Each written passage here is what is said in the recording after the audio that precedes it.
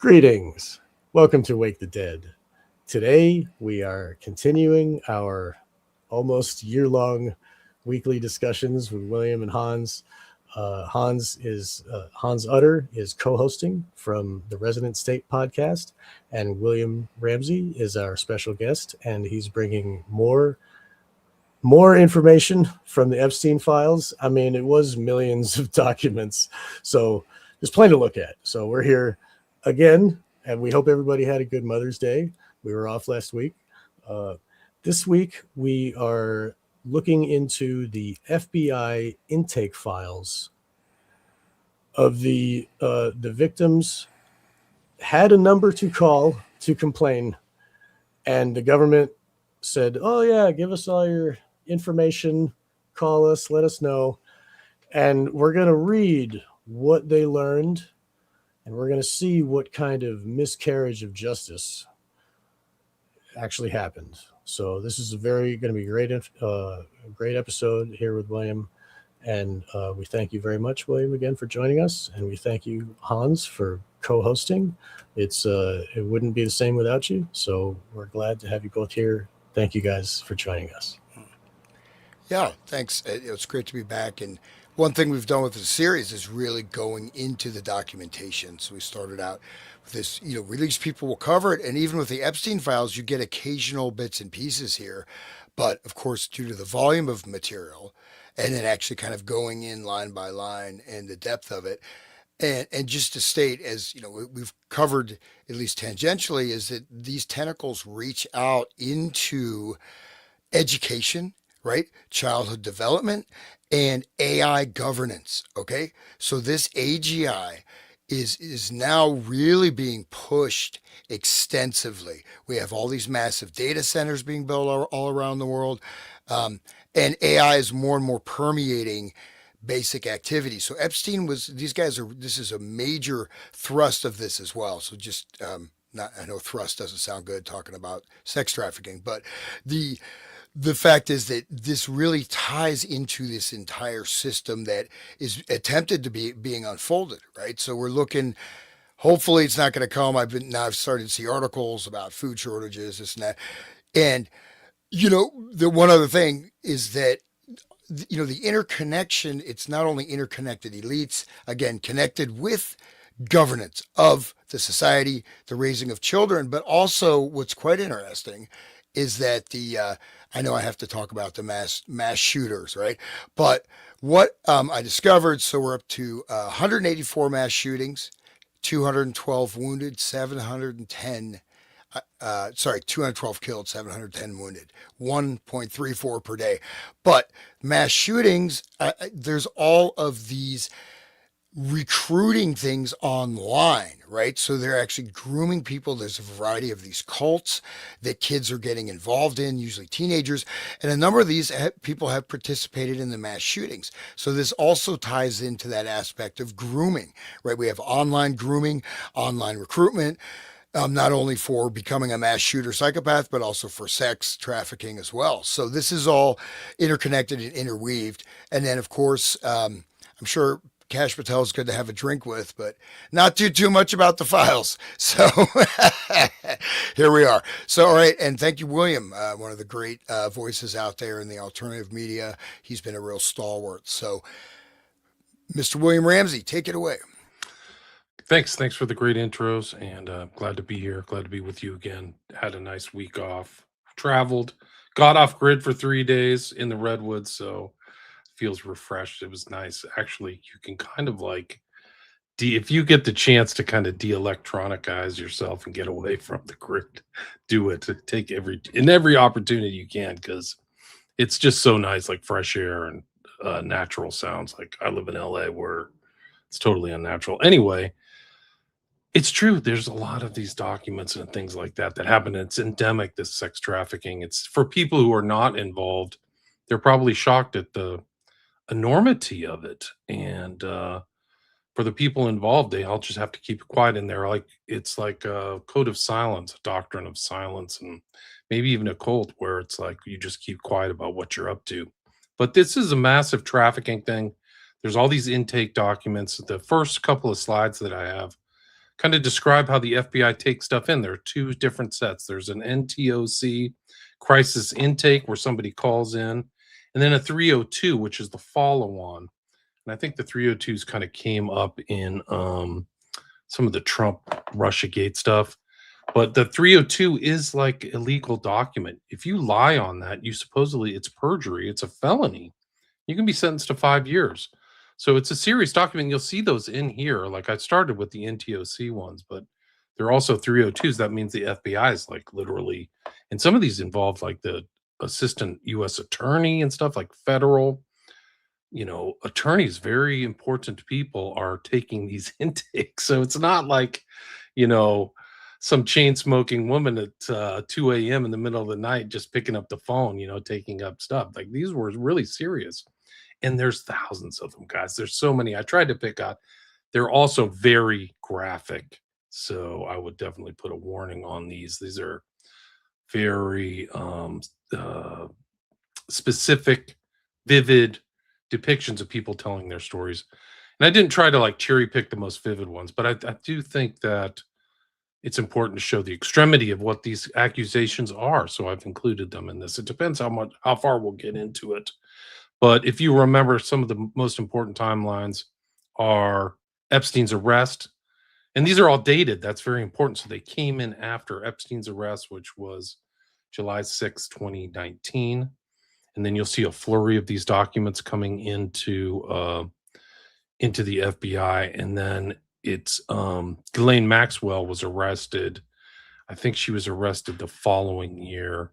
I do have her arrest date on here. It was July 2nd, 2020, if you remember, in New Hampshire, she was arrested. So you'll see that these are followed, like people felt comfortable enough. And some of these actual documents do show, like, I don't want to show up without an attorney. So, like, it's pretty incredible.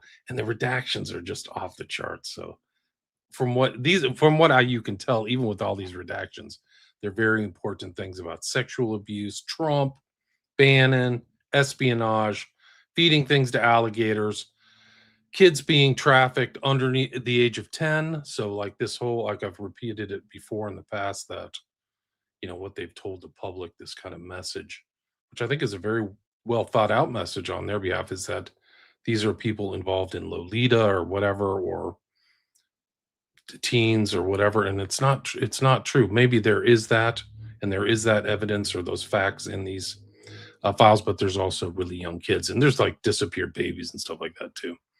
And I think it's becoming more and more evident that they're involved in cannibalism, man. Like, I'm really not, like, I mean that really serious. Like, as I read through this, didn't believe it the first time, but they're involved in very, very dark stuff. And there's stories of rituals and things going on that island that people were talking about in the past. And they've kind of been validated by the release of these files. So you have to kind of go back through to Pizzagate and all this other stuff. And we've done that through Abramovich and those things like that. But anyway, my first intros, and also this one interesting case that not a lot of people have covered, which is a connection to Epstein, is these Alexander brothers who were recently convicted of drugging and raping girls for decades.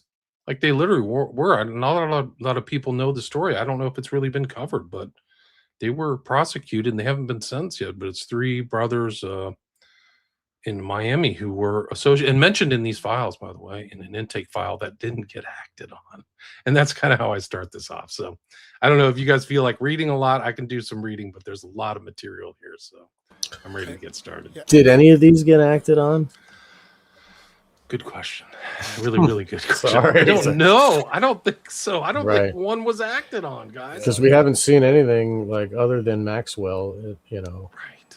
as far Well, I as think that this will be hopefully eye-opening for you two Right. guys and for the audience to see that this information's coming in, but you don't see this mass prosecution. And the public story is, they tried to, what do you call it, like stovepipe it, like, oh, it's just Jeff and Matt and Ghislaine and they're pedophiles and we got them, right. And they were only doing sex stuff. There was no finances, no any of that. No drugs, no Right. murder. Right.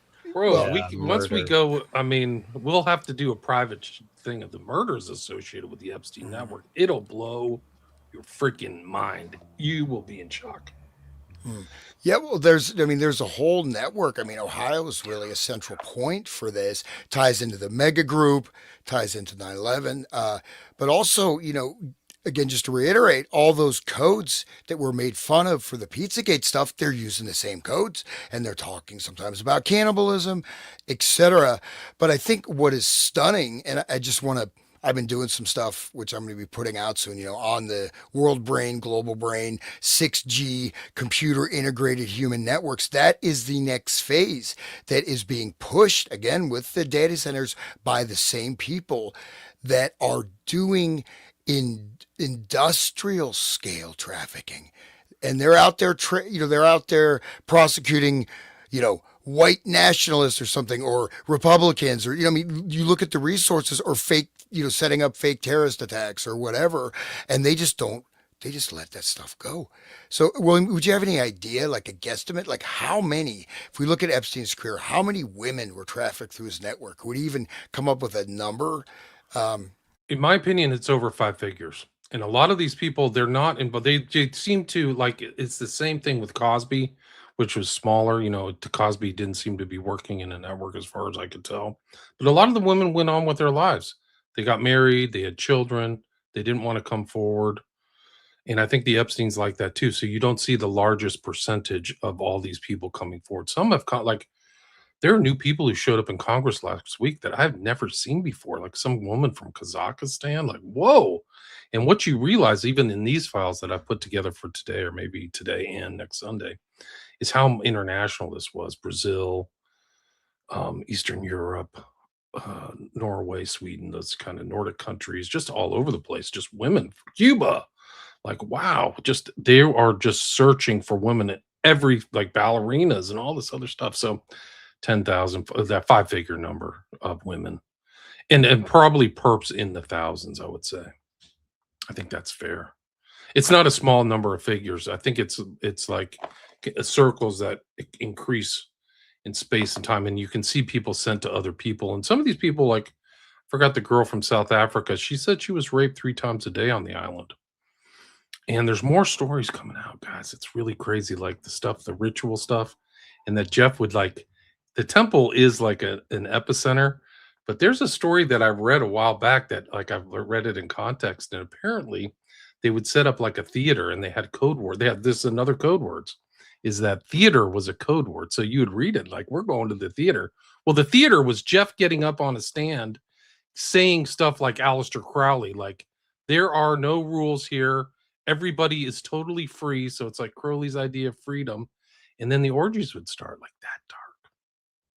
Marquis de Sade, we Yeah, went to that yeah. Marquis de Sade, but Yeah, but Salo. like the It like goes the back. It's Salo, yeah, the yeah, building in Salo where they all go to yeah. do the thing. right. So I think that the island was like Salo, guys.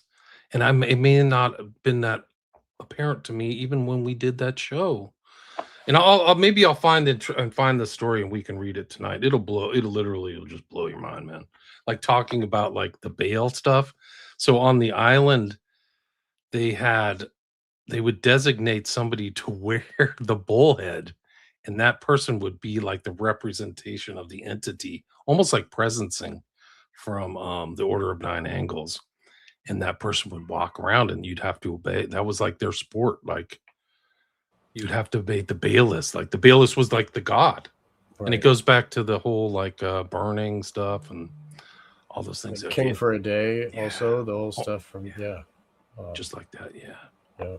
Well, and that's we know, Sean. We talked about this some of the shows I did with you, Kilifat, is that these ancient cults are still operational. We Right. see it again here, and they're choosing Baal, right? And just one thing again, how pervasive this is with the culture. I mentioned these online recruiting, all this stuff. Even you have the voluntary sex trafficking, like whatever. You know what I mean? All these girls that are just like doing this porn stuff. So, and the thing is, they talk about feminism. They don't give a damn. Look at the number of rapes in Europe. They don't give a damn about that. Yeah, Right? they tell the women to get better shoes so they can run away. They don't tell them you should have a gun or like, bring your man or whatever. They just get some good shoes. Mm. So when you get attacked, you can run faster. Like, wear your sneakers out, or like instead of your high heels. Like, Mm. okay.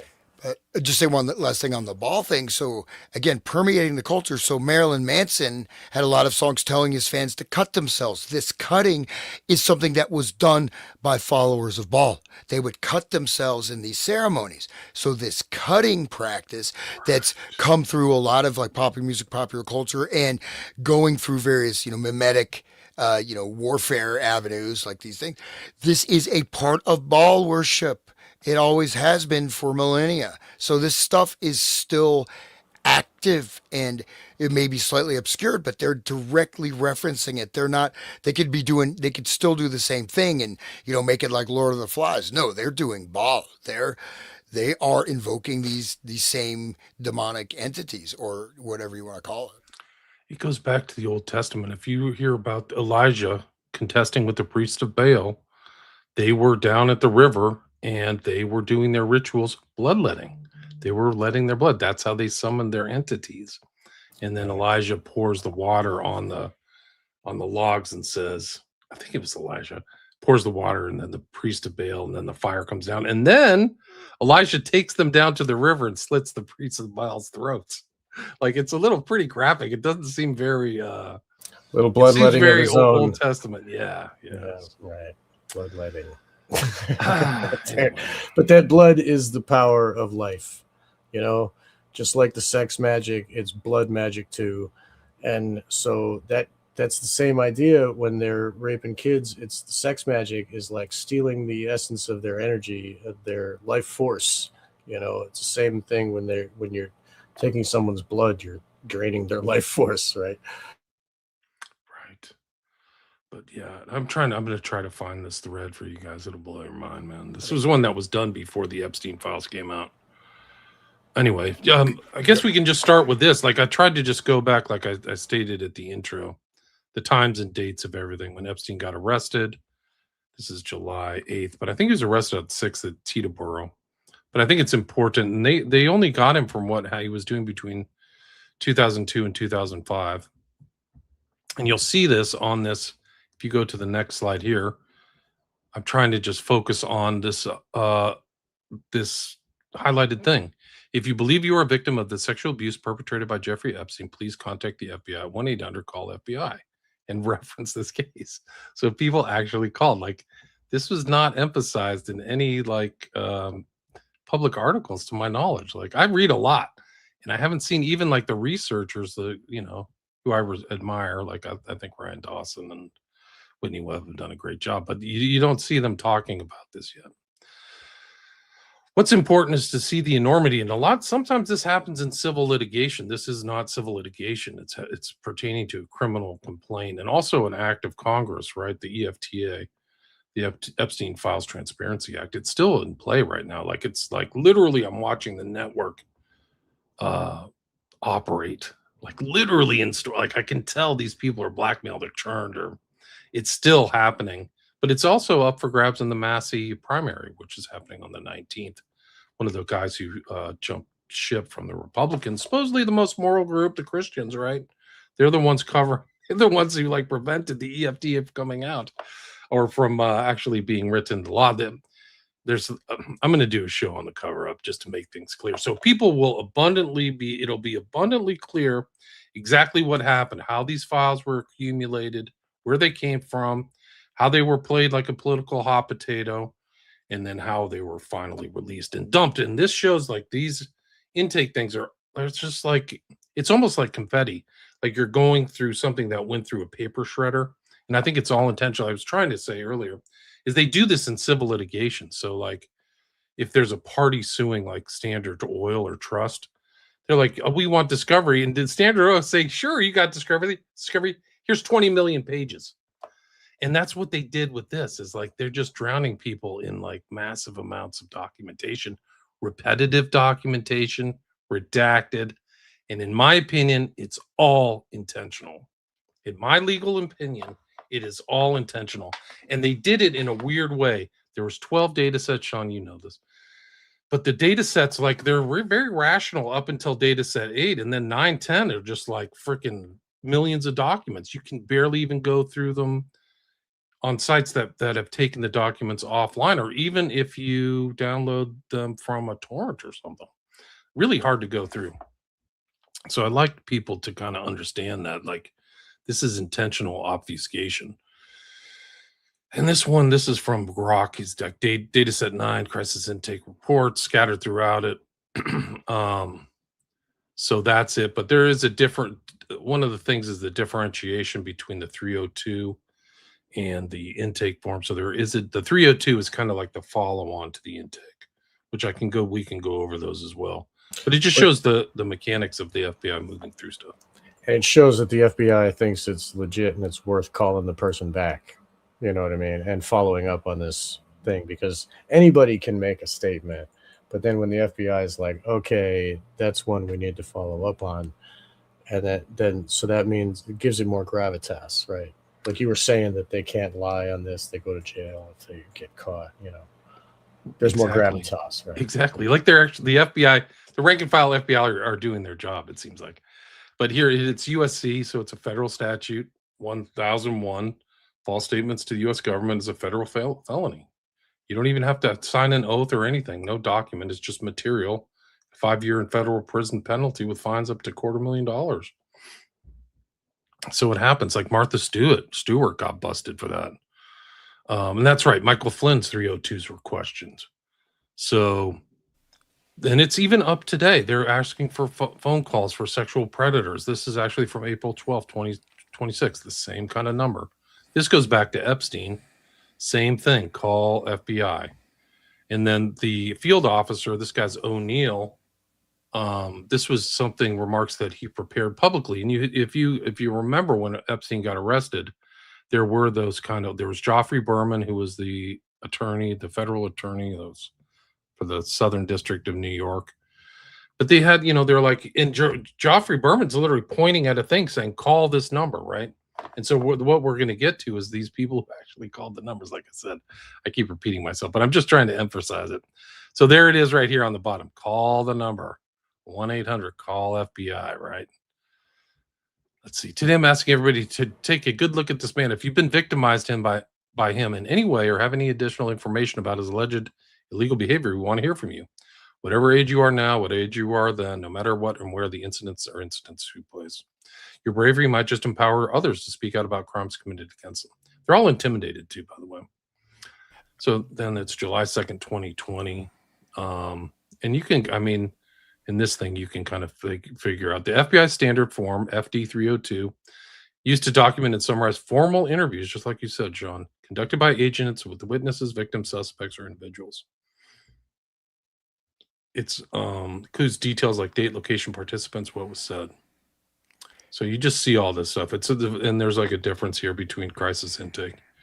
But we're going to go to these two brothers who a lot of people haven't heard the story about, the Alexander brothers. This is a recent trial. These are luxury real estate brokers, so they're kind of in these elite circles. They're in the Epstein files, and they're in the intake stuff too. And you'll see the date. But they were just convicted. And this is their indictment from March 2025. I don't know if you want to read this, but it's basically like the Epstein tactic, like grooming, models, drugging. I don't know. Do you guys want to read this indictment, or should we just scroll through it? You do? Okay. Sure. You have a copy of that, So this is page 1. This is all public documents, yeah. Okay. Jeffrey Epstein charged in Manhattan federal court with sex trafficking of minors. Yeah, no. Well, I'm at page 19. Page 19 on the PDF. I see. Okay. All right. So Elon Alexander, Oren Alexander, and Tal Alexander, defendants. Count 1, the grand jury charges 1, for well over a decade, and at all times relevant to this indictment, Elon Alexander, Oren Alexander, and Tal Alexander, collectively the Alexander brothers, the defendants, worked together and with others known and unknown to repeatedly and violently drug, sexually assault, and rape dozens of female victims. At times, the Alexander brothers arranged for these sexual assaults well in advance, using the promise of luxury experiences, travel, and accommodations to lure and entice female victims to locations where they were then forcibly raped or sexually assaulted, sometimes by multiple men, including one or more of the Alexander brothers. Other times, the Alexander brothers encountered and chose their victims by chance. Often, the Alexander brothers drugged their victims before assaulting them, preventing them from fighting back or escaping. 2. Alon Alexander, Oren Alexander, and Tal Alexander, the defendants, worked together and with others to carry out and facilitate their sex trafficking scheme, including on some occasions by committing forcible rapes and sexual assaults together and with others, jointly arranging domestic and international travel and accommodations, and jointly financing the scheme. Background 3.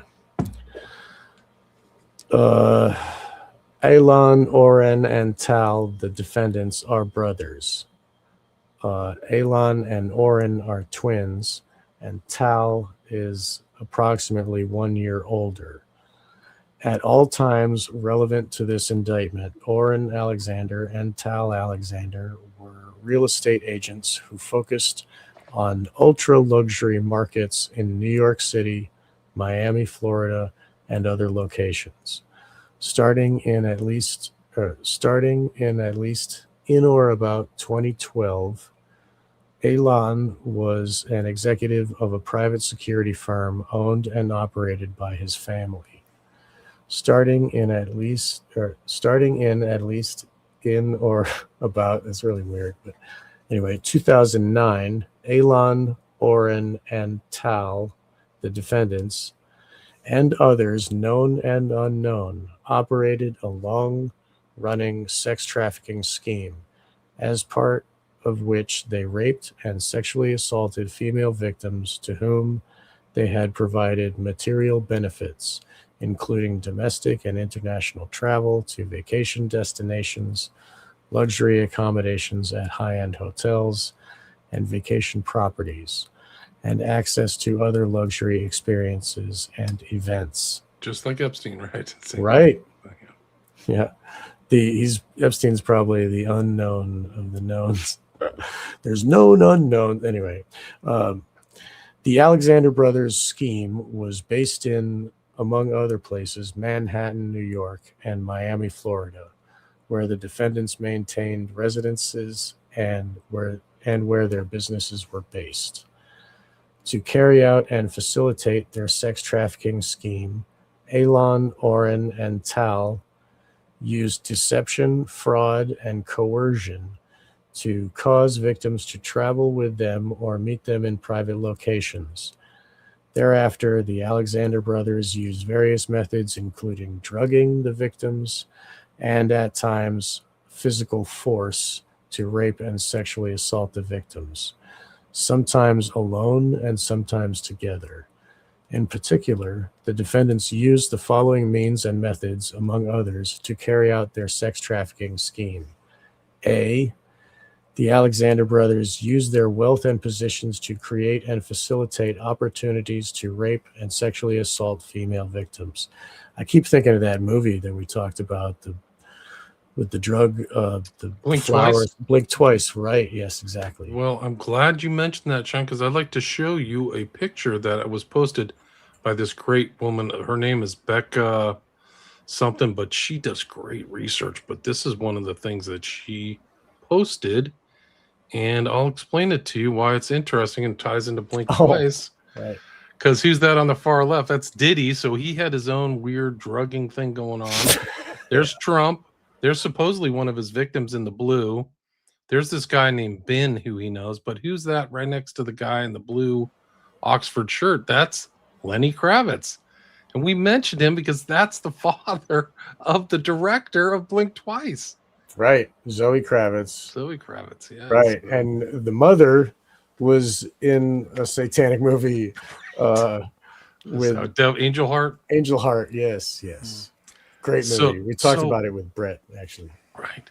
It makes more sense, right? So now blink twice. That means like we were talking, like I didn't know her dad's connection to Trump, but she's like Hollywood royalty. Well, she's close to Trump in this whole network.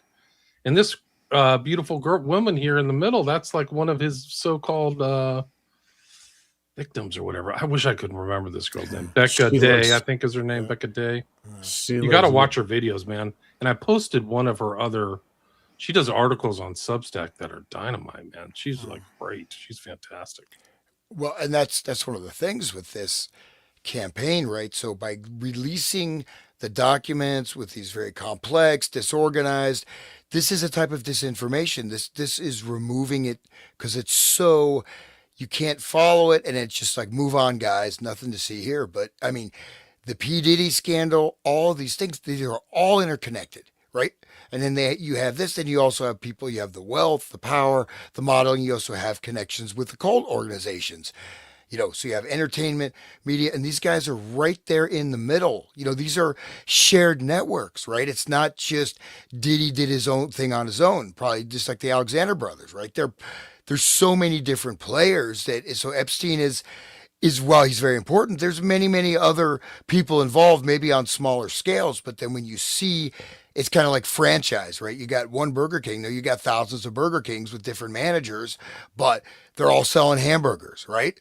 And so, you know what I mean? So this is so epidemic.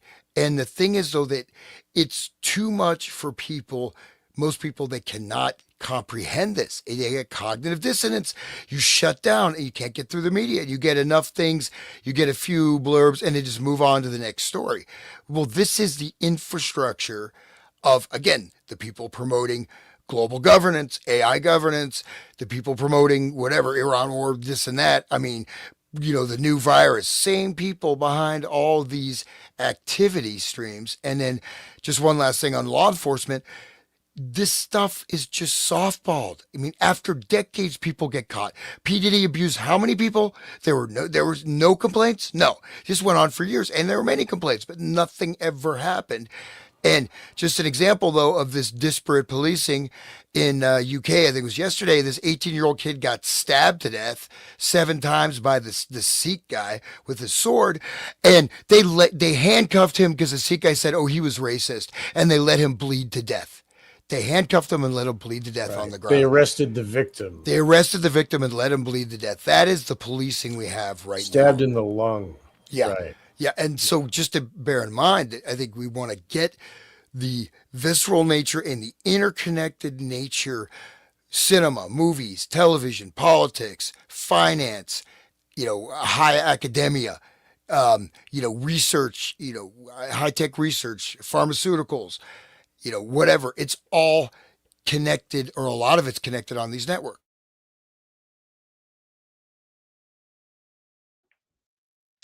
That's correct. Becca Day, I think that you're right. That's it. And Diana says, any chance Trump will pardon the Alexander brothers? That's a great comment, because here's the let's go straight ahead, where they're like literally waiting for a pardon from Trump. You can't make this stuff up. Let's see if it's it right here. Oh, shoot. Let me see if I can figure this out. If George W. Bush can pardon that murderer guy, what's his face? Then it's anything's on the table. Anybody can pardon anybody. They're taking here it is right here. This is slide 36. He says their best bet may be clemency from the White House, which they are purportedly exploring. This is a recent article. The only real chance of freedom for the Alexander brothers isn't a successful appeal, but a presidential pardon because of the family's connection with President Trump. Romani adds, they thought they were above the law. I really think they're monsters. So good comment, Diana. You feel like reading some more? Let me see if I can find Becca Day's stuff. It's just great stuff. I'll keep going while you look. So they used the brothers used their prominent positions in the real estate industry to induce other women and girls to attend events and parties and to meet other female victims at those events and parties, whom one or more of the defendants later sexually assaulted. Didn't that also happened in Blink Twice? There's like this party at the beginning where the woman was a waitress at, anyway, it was a chance encounter. Anyway, Don't you think the grapevine works that these people know, like they knew the Alexander brothers were dangerous, or there are rumors of women? Like women talk, yeah, like especially about this type of stuff. I think like, oh, those you might not wake up and not remember stuff or whatever. Like so. How much remember that Epstein was talking of looking at memory erasure, right? How to erase memories of trauma. And so that, of course, the big thing of Blink Twice, besides really revealing probably what actually happens, is that people could be victimized multiple times and not really remember. They feel a little weird. I mean, eventually they put it together, but I mean, this is not only through drugs, through trauma. I mean, I think that's a big part of it is to, erase their memories. satanic ritual abuse. Anyone like ding, ding, ding. It's erasing the memories, and the memories flood back in their 30s or something long after they're done with these victims. This is the girl Substack. Please check her out, Becca Day. I'll put a link in my show notes. Very worth your time. And some of these articles I've never heard. Like this girl is race. I've never heard her name. Like some of these people are coming out of the woodwork. Like I don't even know who some of these people are, but they're all like just like Hans said. You just see the same names and faces. And this is like literally she's with a Rothschild right here, and that's the guy who runs the hotel in Hollywood, the famous one. I can't remember. It's on Sunset. Shoot, somebody in the show notes will know it. Yeah, she has great articles, and they're good reading. They're really good. So anyway, sorry. It's great. I hope you get her on the show, your show. So do I. That'd be good. So I'll keep going. Here we go. At times, the Alexander brothers used social connections or the guise of starting a relationship to lure and entice female victims to meet with one or more of them at a public place or group event, or to travel to meet one or more of the defendants. On multiple occasions, the defendants, alone or together, then sexually assaulted the female victims, sometimes within hours of their meeting. Immediately following the sexual assaults, the defendants sometimes offered the victims material items, including travel, concert tickets. Oh, I'll get you these P. Diddy tickets. Just don't say anything. It's fucking disgusting. Backstage, and here's a backstage pass to meet Diddy. Right. After I Yeah. raped you. Let's Yeah, go yeah. Who's hang out with next? Diddy. Yeah, call Dude, Diddy. how She's many of these coming. women have been like abused in multiple occasions, like course. Virginia Giuffre or something? Right. Yeah.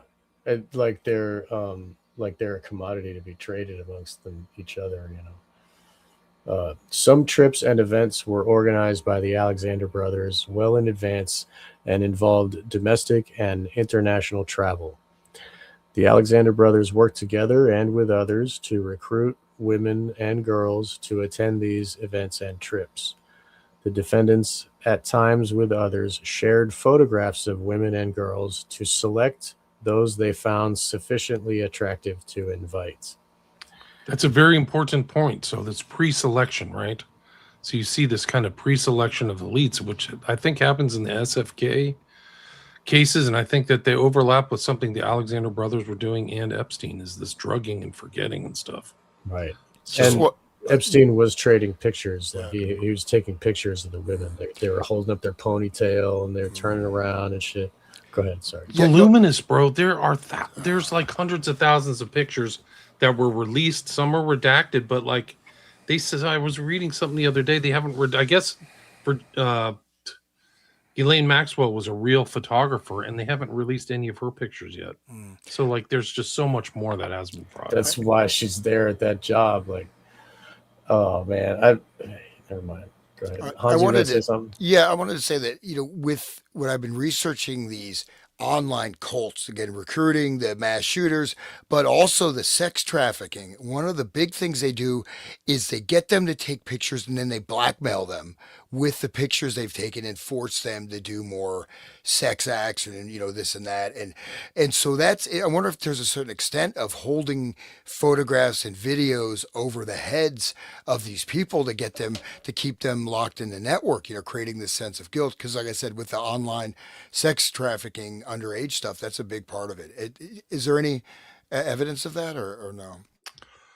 Not to my knowledge, but there's a lot of pics being shared in the Epstein files. So they're definitely doing something like the Alexander brothers. Like, I got one from Eastern Europe, 18 years old. Here's a pic, but the pic is redacted or it's not included.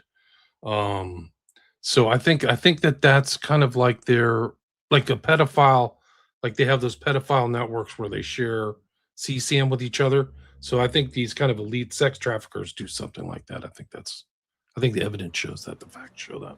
Right. Great comment here by Deb. The interesting connection with Blink Twice is Carlos Slim. His museum is shown at the beginning of the film. I was not aware of that.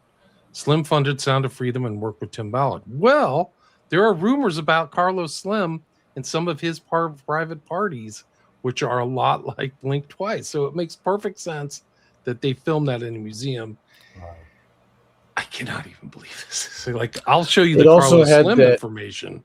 It also had art from the guy who did The Thinker. We were talking about that. It had the arch or the doorway. We talked about that in the last show, the art show. Rodin, who was actually Rodin, right. who was an occultist, right? So he was into spiritualism.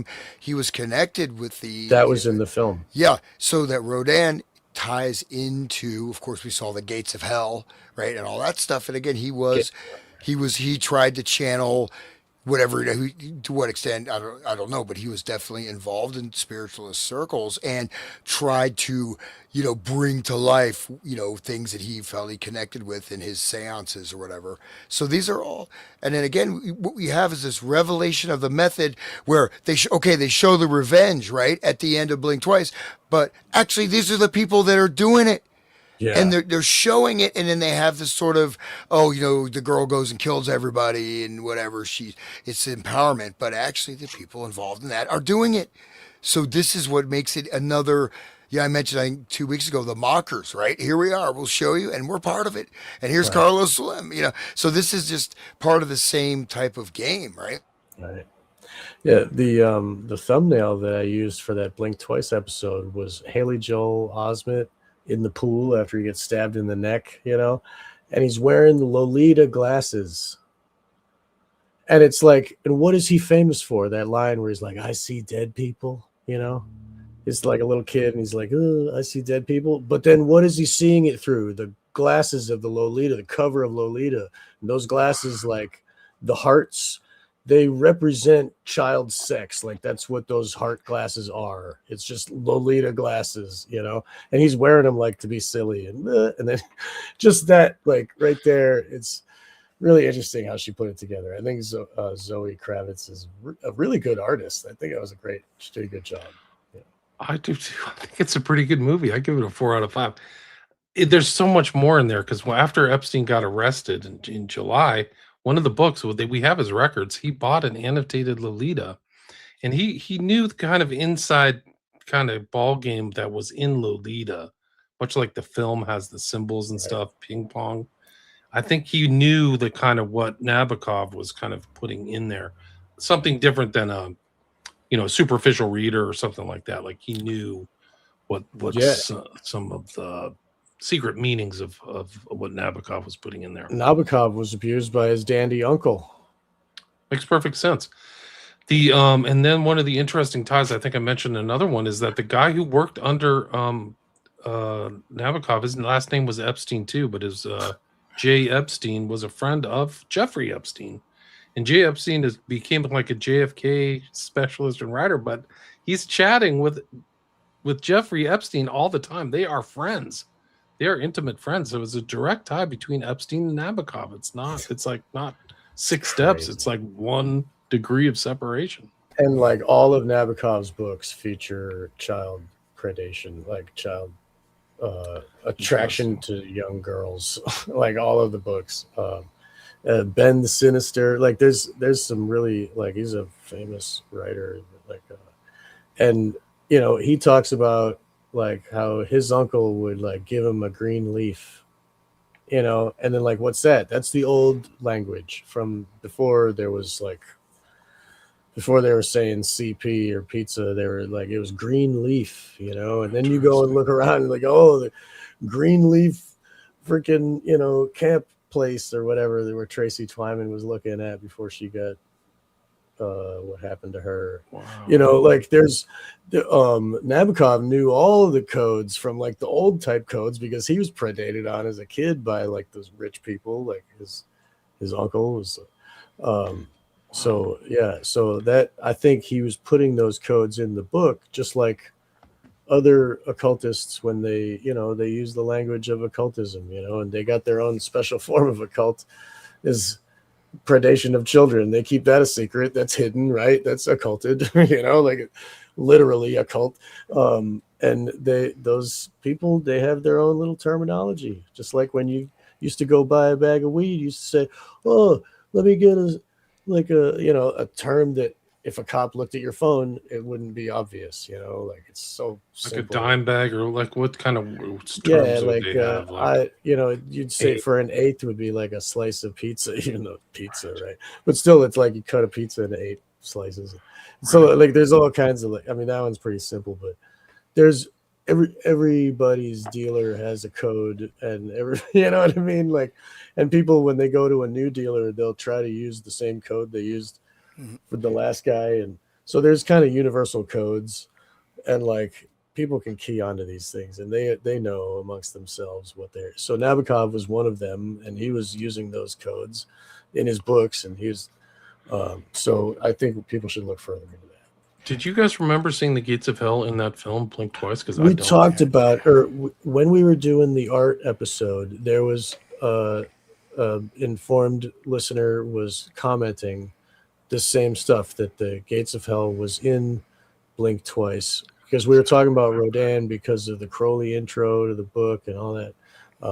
Yeah, that It's was because mentioned. Epstein wanted to buy a copy of the Gates of Hell. It was for Yeah, 22 the million bucks. ninth gate. Hey, And I just shared the picture of his museum. If you don't mind, just show you real quick. There's some just interesting that this Carlos Slim museum there, and that's so you can see this kind of architectural. What is that supposed to be? You know what I mean? But we just look down here at some of these images, right? I mean, we don't see much, but look at this. Looks like these three guys with a little boy, right? You know what I mean? You got this girl, you got all these weird, human figures, but this looks like three guys, with a kid. And so, this girl looks in that, that's Rodin art right there, by the way. okay, well, there you go. That three piece is Rodin. There's Okay. no question. Yeah. So, I mean, you've got these sculptures and this art. That's another one of the codes, right? The key codes for this thing. So that's all for that. But yeah, it's like there we go. The art ties into this whole world, right? It's all connected. We should talk about Alex Gray someday. I got these notes, guys. Oh man, but I won't say nothing now. Guys, But that's the whole art thing and like the scene and like. But anyway, go ahead. that's an art depiction called The Three Shades. Auguste Rodin, modeled 1886. And what I notice most is how the heads are smushed down. They're flattened. It's like they're under something pushing them down. 6 feet tall, 7 feet wide. Stand close to center. They stand on rocky ground. The Three Shades. There it is, top of the Gates of Hell. Oh, I see. They're on the top of the Gates of Hell. Three Shades were originally created as part of French sculpture Gates of Hell. While plans for a museum were canceled, worked on the Gates of Hell until his death until 1917. Rodin's inspiration for The Doors was the Divine Comedy, Dante Alighieri's three-part medieval Italian poem that tells the story of his fictional journey through hell, purgatory, and heaven. As Dante journeyed through hell, he encountered shades, the souls of the dead, condemned to suffer for their sins. Huh. Wow. If anybody can find a clip or like a screenshot of the gates of hell in Blink Twice, please share it. Yeah, next week, please. Yeah. Share it now. Send Well, it to yeah, me. or that. Yeah, yeah, right. But Yeah, in the art thing, I did mention like one of the functions of art can also be a type of coding of information for insiders, right? exactly. So by showing that in the film, you cue people in who are part of it that hey, you know what I mean? So you're giving, and most people aren't going to notice that, or if they notice it, they're not going to know its connection with this stuff. They won't, you know what I mean? It won't have any special meaning. But you tip people off. You create this like hidden coded language, right? Um, That's right. Yeah, that really that's one of the reasons why they occult it from us is so that we don't know their hidden language, because they're speaking it in the open. There's anyway, uh, the defendants and other girls trips social media. Let's see. Where we're on, like, I think we made it to E, but before we get started, I want to just share this Carlos Slim anecdote because people have seen this is unbelievable, guys. They've seen this picture of this woman having like a mental breakdown about them eating people. And I'll show you. Oh, yes, That's Spanish woman. related to Carlos Slim, Sean. Really? Yeah. oh wow, yeah, Wow. let's check that out. Wow, yeah, So there she is, Mexican model Gabriela Rico Jimenez. Appeared in a viral She's video gone. claiming cannibalism, murders, and elite rituals at a Monterey party tied to Epstein's network.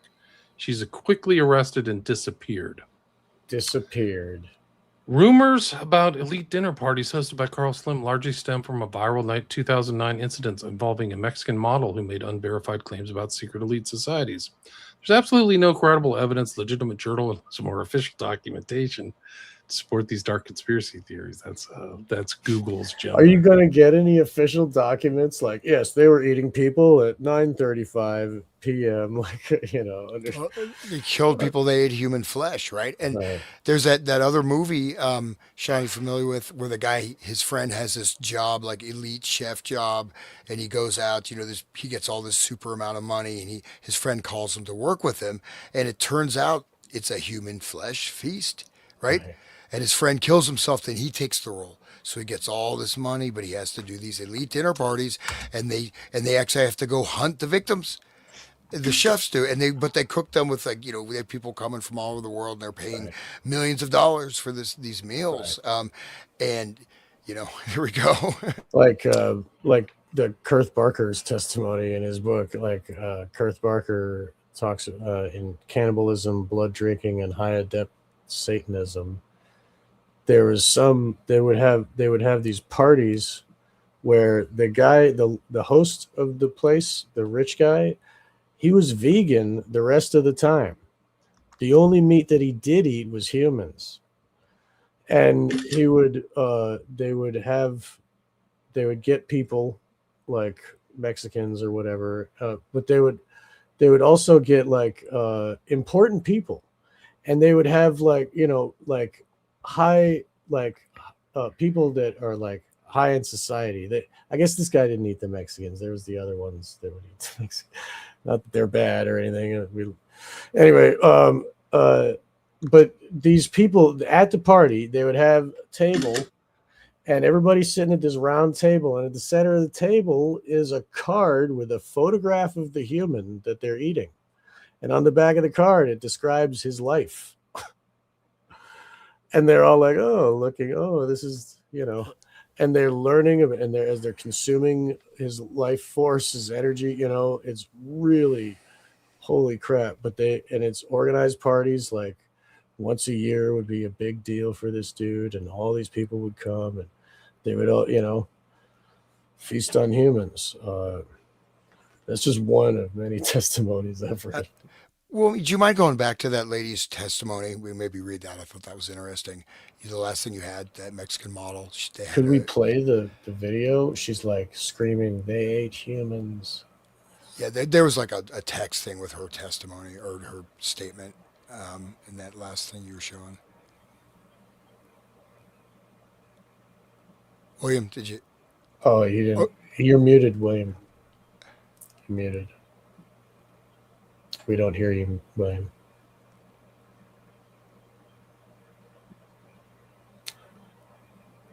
All right, this is it. What did I think that there is a YouTube clip? Oh, there she is. Can you hear that? I didn't hear nothing. Play.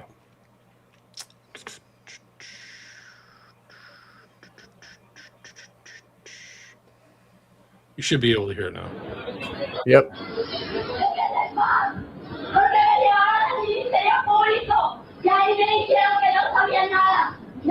I can't play this on my thing. I'll get demonetized. You maybe mute it and we could read. Do you want to read what she said here? I'll You can just read read what it. she said. Can you put the comment away so we can see the whole screen? Sorry. Okay. And then like I'll read the translation, and you can play it at muted, and maybe that won't Let me see if I can download trigger the YouTube. It hurts my soul that they took. Okay. Okay. Okay.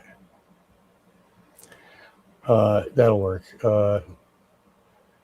I wanted my freedom. Monterrey freed me, but it cost me a lot of work.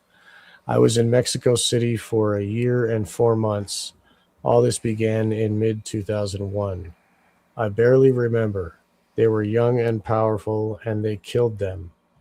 I've been knocking on doors. What I wanted was my freedom.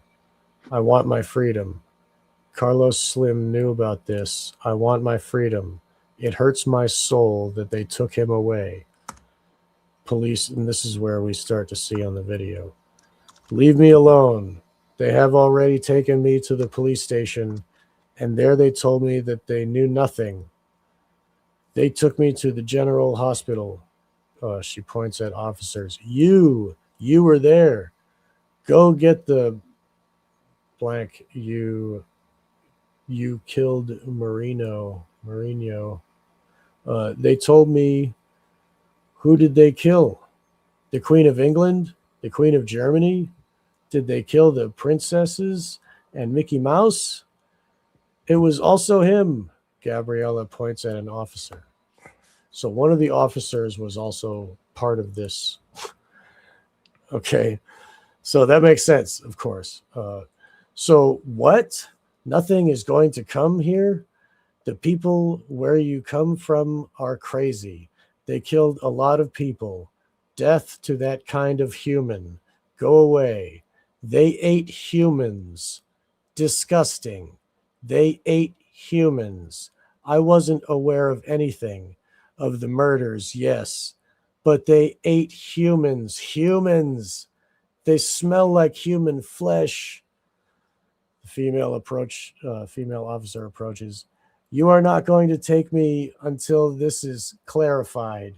You already took me there. Let me go. She's struggling, and they take her to an armored vehicle. This is the sad reality of young Gabriella. She was taken away by the police, who was there. One of them was there, and she recognized them as the culprits. That's who they... Okay, take it away. We talked about 2666, and it's in these like files that I have from the NTOC, the Mexican trafficking and all that stuff. So you have to see Epstein as part of this international demonic elite. There's just no question. And we can do a whole show on Slim. It'll freak you out. His business tactics, I know a lot about that guy. I know a lot about a lot of stuff, but what they would do, he made his money on cell phones, but what he would do is he would just tell people, I'm putting a cell phone up right here, a tower, and you're either going to take it, or I'm going to move you, or I'm going to have somebody come to your house. And they would just do it because it was just all muscle, like literally cartel type, like gangster freaking capitalism. And that's how he expanded his cell phone network through Mexico. It was just like, you didn't have an option, man. You either got like the silver or the lead, so to speak. So, Well, he should work for these data centers here. yeah, he'd be great. I'm sure they're going to have a data center wherever they want in Mexico. You can believe it. Like, Yeah, okay, right. we'll just move these peasants away. That's the way they do it. Kill, And there's kill the really poor. rough, there's rough pedo networks there and stories. And Yeah. I mean, Juarez is just the tip of the iceberg. America's rough, but We did talk about that. You we showed did. the pictures. Yep, right. Yeah, it's Roberto. What was the guy's last name? And the data centers, I mean, China has what, 1,800? US are putting in 5,100 data centers. Completely destroy. I mean, it's going to just wipe out electricity. What? For what? Well, one of the No things. more water for humans. Yeah, Just complete surveillance, robot policing, robot dogs. I mean, they're trying to, digital currency. I mean, the data centers are to drop down absolute ultimate control grid, which requires depopulation to really initialize. But that's what's on the books. There's no reason to have these data centers are insane. I mean, they just they're anti-life. They're taking the water. They're destroying electrical infrastructure. Like look at Aspen, all over the country. Are you telling me you're against progress? How could you, Hans? This is progress. We're moving in the future. I'm calling the FBI. I got their number right here. Yeah. Oh no. No, so in the future you'll just have the friggin' drone will, if you start saying that, the drone will just come down and shoot you. Police don't have to be involved. And as soon as AI has governance, no one's accountable, right? Right. So they're trying to do total AI governance. Right. Again, same people. And I just had even Joe Rogan is talking about that. Like, oh, that might be a good idea. Let AI be government. Dude, why not just have no government? I mean, what the hell, people? They have court. Let AI take over. They have court systems running off AI in multiple countries. Divorce courts running from AI. I just dealt with a car insurance claim, and I got this Emma. She's texting me at 3 a.m. and she's like, "Please send me your address. Why didn't you call the police?" And I sent you my address 10 times. AI. I get all these aid. They're calling me, imitating. It was just retarded. But that's what AI is, man. It's hell on wheels. And then you got the drone will just zap you or whatever, dude. And then they can erase your entire finances. AI just decided, sorry, you've lost everything.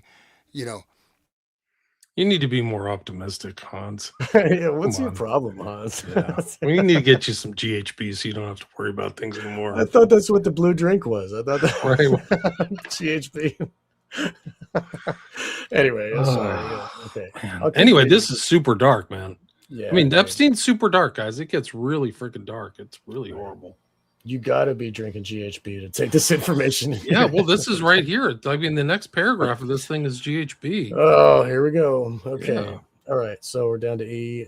In addition to inviting women and girls to their events directly, the Alexander brothers and others worked with party promoters to arrange for women and girls to attend events or travel with them in order to ensure that there were a sufficient number of women and girls present. On some occasions, after the women and girls accepted the invitations to attend a particular event, the Alexander brothers transported women and girls and caused women and girls to be transported across state and international lines. The defendants and other men attending the trips pooled financial resources in order to pay for flights and other travel expenses for the women and girls.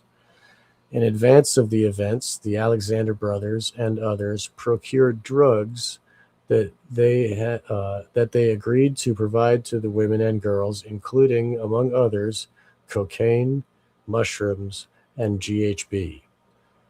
And just one thing, GHB enhances the other drugs. If you only do a little bit, like I know it's like a science for deadheads or whatever, but like the GHB actually enhances the other drugs. So like if they're doing cocaine and mushrooms, they might even accept willingly to take the GHB because it makes the cocaine work more and do more or whatever. And same for the mushrooms. So, but then they can like one little drop will make you have fun, but then like 2 or 3 drops will put you on the floor and you don't move for 12 hours and you feel everything and you're aware, but you can't move your body. I mean, so like the dosage with GHB is like incredible. You gotta know what you're doing with GHB. So I'm just saying that it is used by drug users.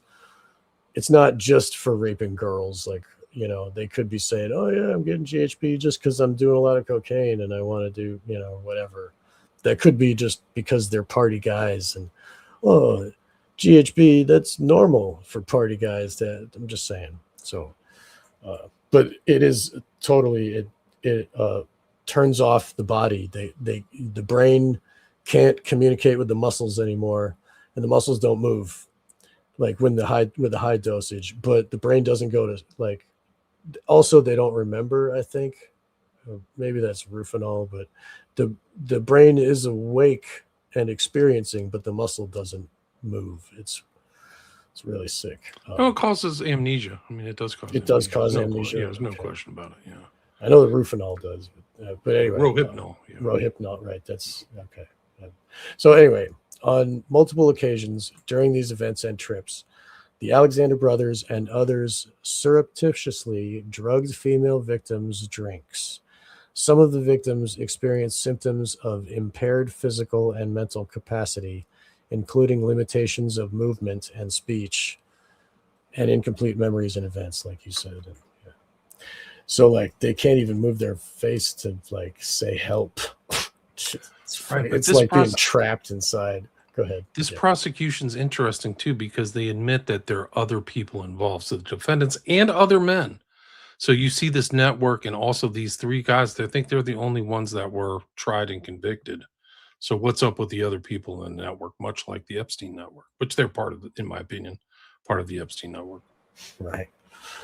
I'm sorry. I just glanced at the comments and go ask Sean or Alice. Like, I'm a deadhead and I've never done GHB. Grant, I've never done GHB either.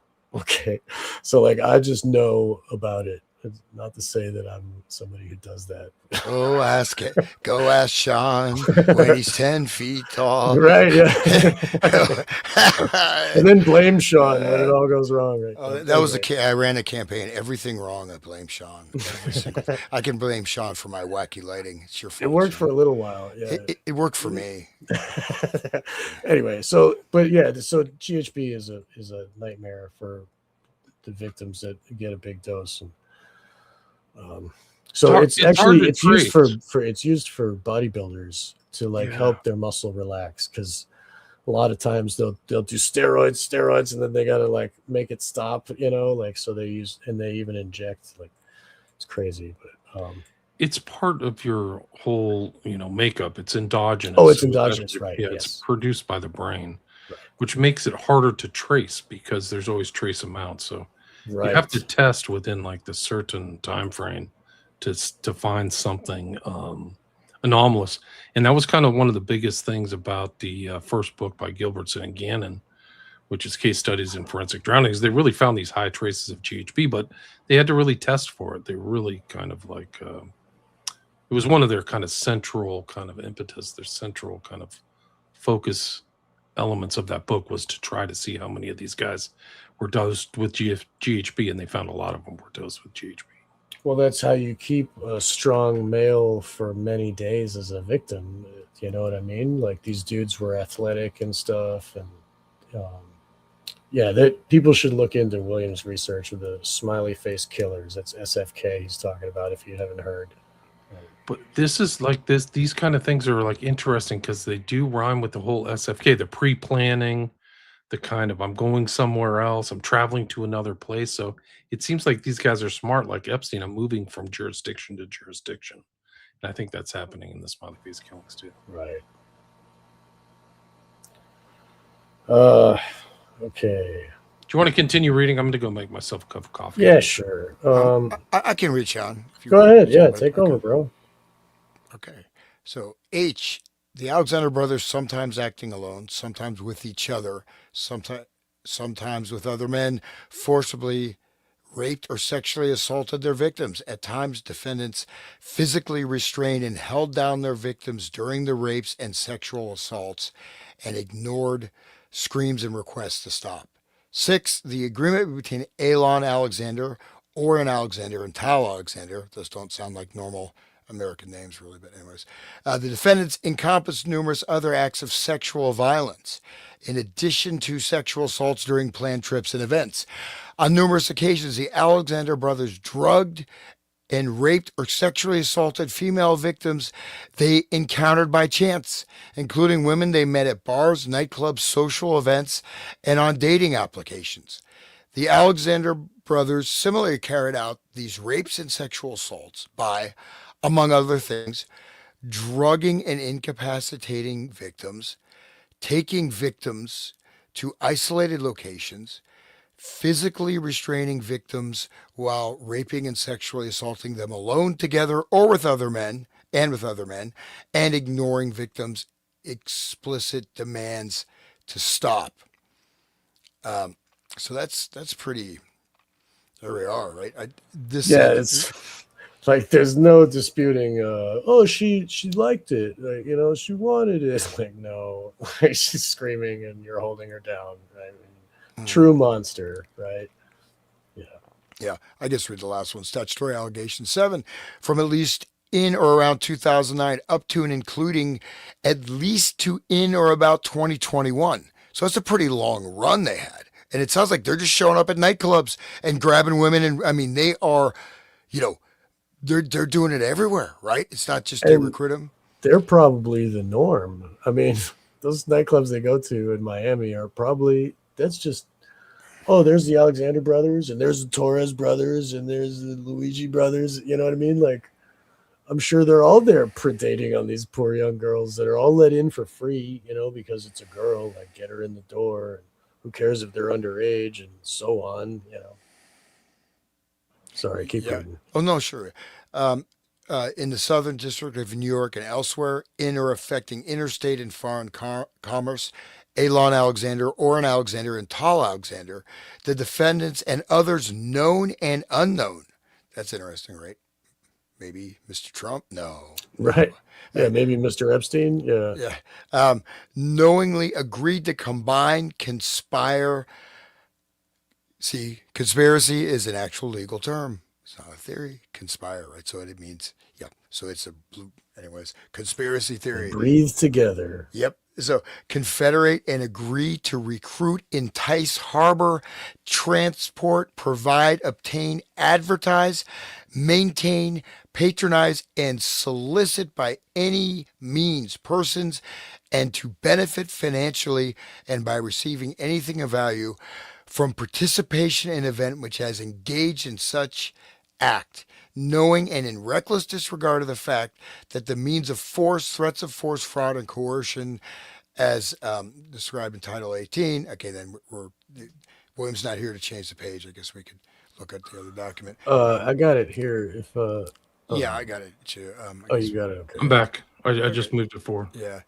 So We're down to the next page. Next page after that. Okay. Yeah, So but- is this 20? Allegations. He's doing the statutory allegations. one thing that was fascinating me, so they're not just recruiting, they're just going into random locations and kidnapping and raping women. I mean, they're doing, and they have lots of people or a number of people involved in it. So it's quite, it They're seems wolves. quite extensive. Yeah. So any other means would cause the persons to engage in commercial sex acts in violation of Title 18. So they're also trafficking the women, right? United States Code, Section 19.5A, 1 and B1, to wit, Alan Alexander, Oren Alexander, and Tal Alexander, and others known and unknown, agreed to recruit, entice, harbor, provide, obtain, advertise, maintain, patronize, and solicit female victims, including but not limited to victim 1, victim 2, minor victim 3, victim 4, victim 5, and victim 6. I don't know if we want to keep reading that, but it sounds like fraud, coercion, pimping, so pretty intense. I don't know if you guys want to go through all the documentation, but it looks like, I mean, they're really, I mean, there's other people involved, right? They are part of some type of network, and they did it for almost more than a decade without getting touched. Right. Wait till you see the FBI doc. They said they started it in high school. Like, some people were making allegations that these guys were doing it for 20 years. Can you believe it? Crazy. It's just what this document says. Another document says something different. Should we continue Yeah. reading? Okay. If you want to read or whatever, we can just. This is a long doc. We can see the counts are 9 counts.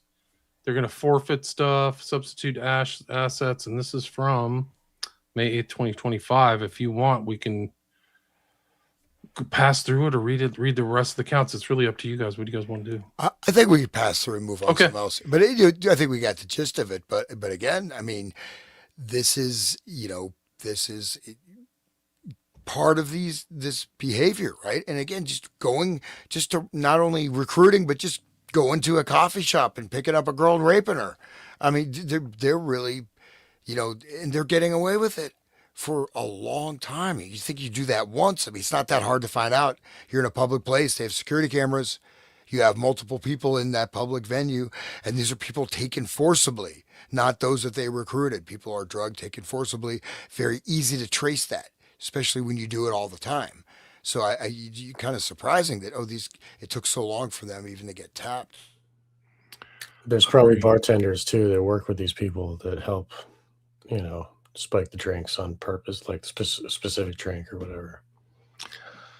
But let's get into meat and potatoes, William. You want to get into the I mean, let's tape get there. We're files? almost done. I think the interesting thing is that in this NTOC, there's something about the Alexander brothers from August. So this earlier doc was from May 2025. But then if you go to slide 34 or of this, there's an intake thing about the Alexander brothers and Epstein. And it doesn't seem to be that it was ever acted upon for 5 years or something.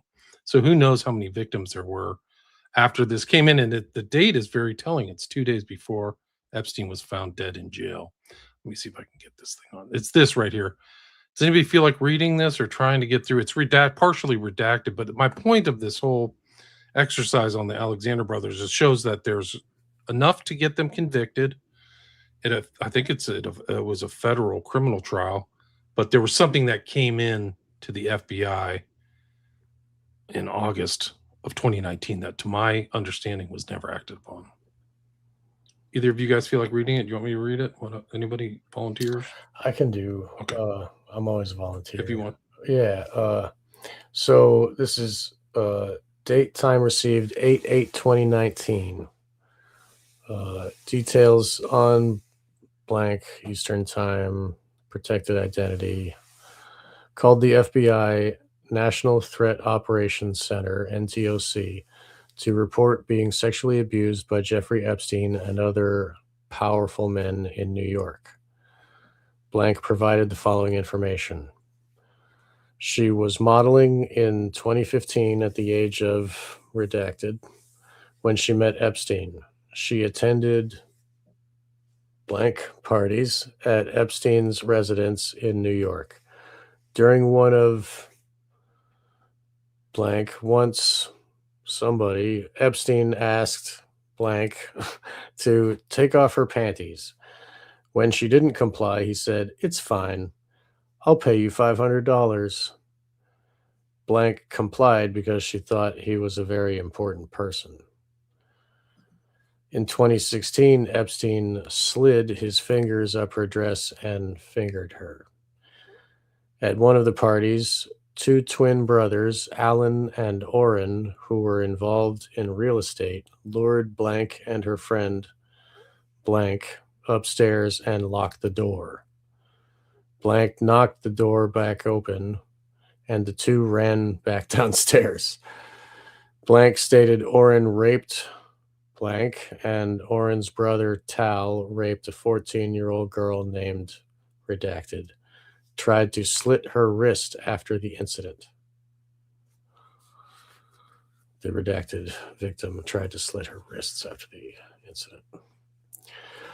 Blank also met 3 women in the parlor room of Epstein's home. One woman she recognized as Epstein's British socialite, the woman who would find young girls to have sex with Epstein. Epstein liked younger girls that were clean-shaven with small breasts. Blank also went to his St. Thomas Island, which he referred to as St. Jeffrey, Epstein and other powerful men, including Bill Clinton and Donald Trump, would have big orgy parties with her, other young girls, and older Victoria's Secret models. So the That was a Victoria's nice Freudian slip there, Sean. big It gay was orgies. Trump and Clinton together, right? Yeah, exactly. Yeah. I'm glad that was recorded. But okay, so like, and the Victoria's Secret models relate to Epstein's Wexner guy. Wexner owned Victoria's Secret. Mega group and that Yeah. whole massive, powerful crime family and crime network that's running off of that. Because Wexner Right. is really a capo of this, like Bronfman crime. I mean, really powerful crime syndicates. And I probably mentioned this. I live here in Columbus, and I know personally one guy who got hit. He got killed. I mean, maybe he didn't get killed by Wexner, but he spilled wine on Wexner's wife. He was a server. Another guy, his lawyer, got killed, thrown in a ditch, and et cetera. So I mean, I know a couple other incidents I won't mention. So they knock people off, and they whatever Wow. facade they pay on. You have like Wexner Medical Center. Of course, I'm trying to do some shows there. Wexner Center for the Arts. May have to redact this, but you have to have the hospital. Everything is Wexner, man. Everything, and they're immensely, immensely powerful. And the limited is just the tip of the iceberg. You don't know the limit and extent of these people's power, which is immense. Yeah, good point. Yeah, they're owning most of Ohio now. They're buying more of it.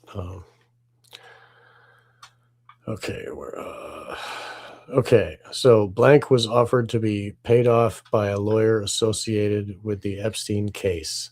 Blank is friends with blank, and the lawyer blank. That's when the lawyer offered to pay a couple grand to silence her. She is terrified that they might put out a hit on her, and they know where she lives. She had contact with Epstein from 2015 to 2019. Last contact was blank ago. She was also contacted by one of Epstein's clientels, blank before his arrest, asking her to meet up with Epstein. Blank can be contacted on her cellular telephone for questioning. Note, a LexisNexis query for blank revealed information, address, social security number. A LexisNexis query for blank, So they Yeah, actually yeah. did like follow up the LexisNexis to figure out who this person was, I guess. Right. But it is interesting. This is just something that shows that they didn't follow up on this. And there's big names in here, but Orrin and Allen or Tal or whatever were mentioned by name, or all three of them, I guess. Yeah. So, and raping a 14-year-old, that's statutory rape. That's an easy one to call, like an easy criminal act to call. Like that's a young But kid. there's not going to be any new prosecutions. All done with the Epstein files, guys. Case closed. Remember? Isn't that what they said? Sure did. Blanche, Yeah. who's now the acting attorney general. He's doing better work than Bondi. So Bondi did her work and they used her like toilet paper and got rid of her, man. Probably NDA on the way out. Isn't she going to be testifying? And aren't they going to do? I think they're asking her to say something in front of Congress. They should ask her about all these intake files. Did she see them in 302s? Like, that's part of what's on her desk. So she had to have seen crime after crime after crime after crime after crime, ad nauseum, ad infinitum, I should say. Actually, should we talk about the 302s first, or do you want to bring? well, I mean, what do you prefer? Well, we can go into the 302s. I just did all the intake stuff. Like We're I'm only at intake. We'll do 36 and I've got 302s next week. Right. Okay. whatever we can do. I Okay. mean, I kind of just picked out the worst, but like these are all intake. And then the 302s will follow up on some of the stuff that's in here. Right. Okay. But there's no like prosecutorial evidence of any of these people being prosecuted, just like you said. Right. But here's the other thing is like we just like one of the I think it was Diana said from the chat, Trump, pardon, they're asking for a pardon because they're part of the network. They were just mentioned in this intake thing with Trump. And then you can go to this one, like this is December 11th, 2024.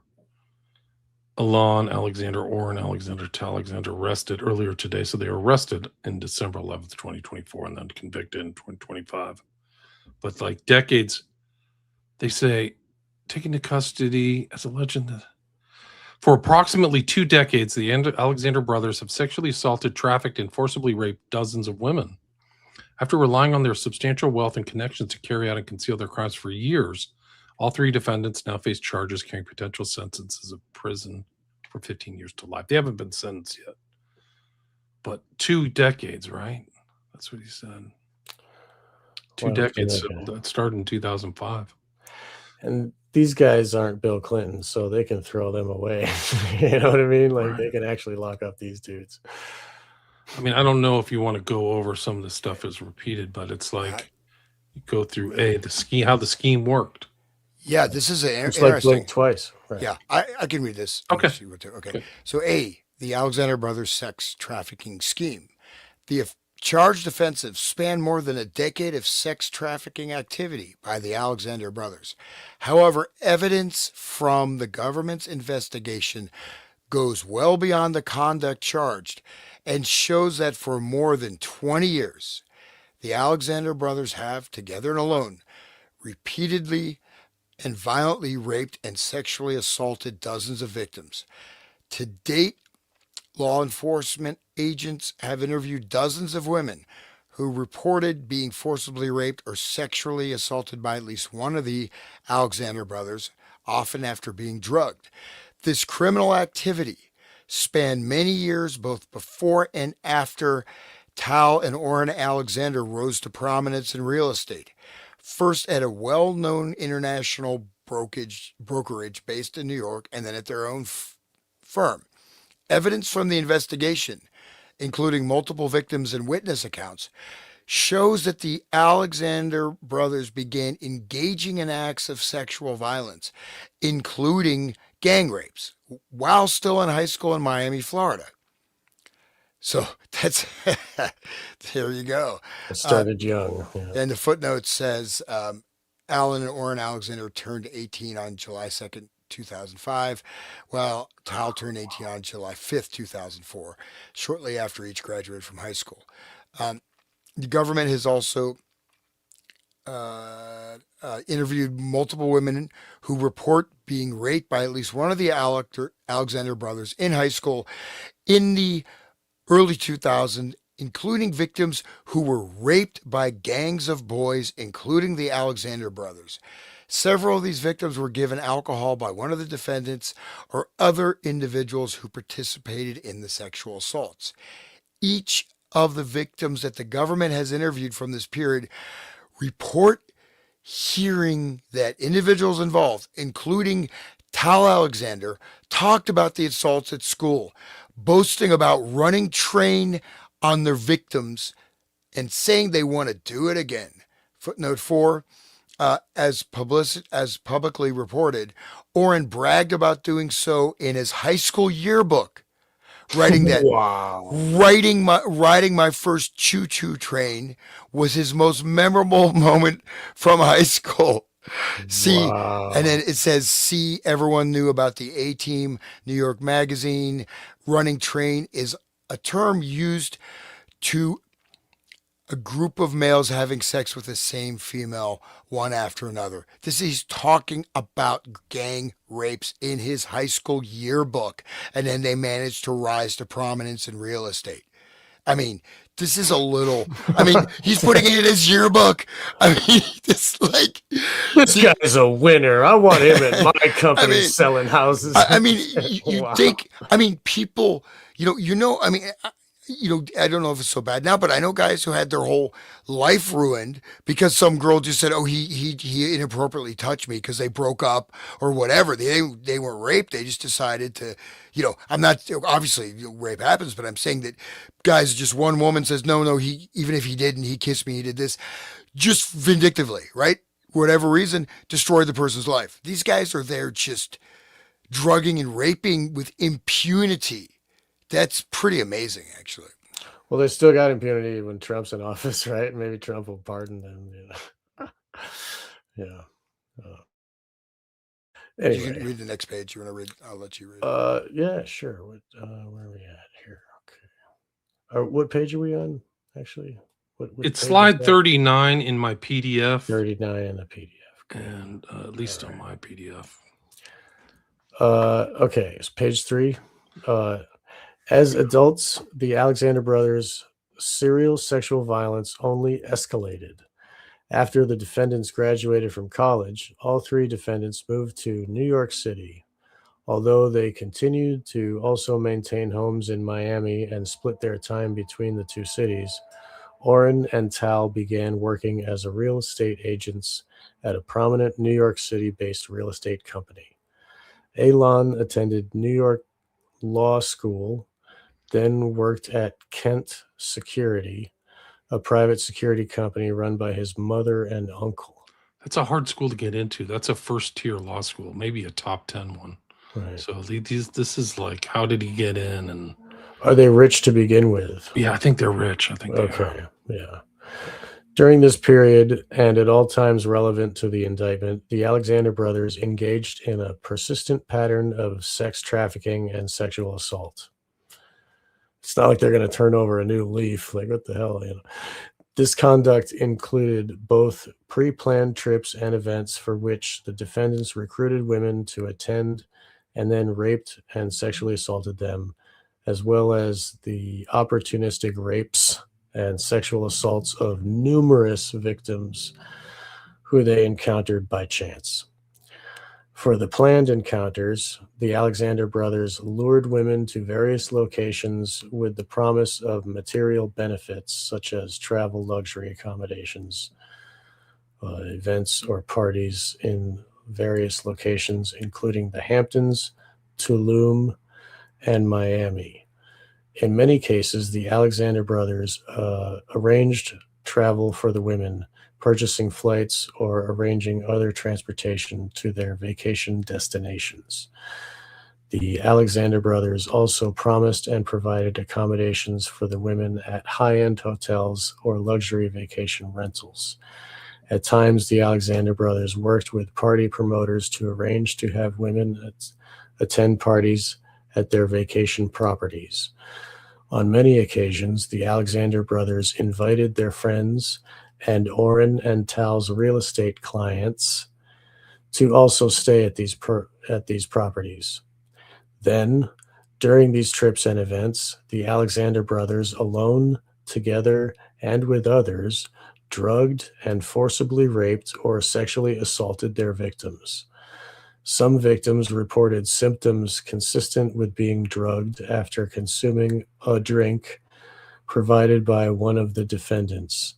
Several were unable to move or even speak, and some suffered significant gaps in their memories. It's blinked twice.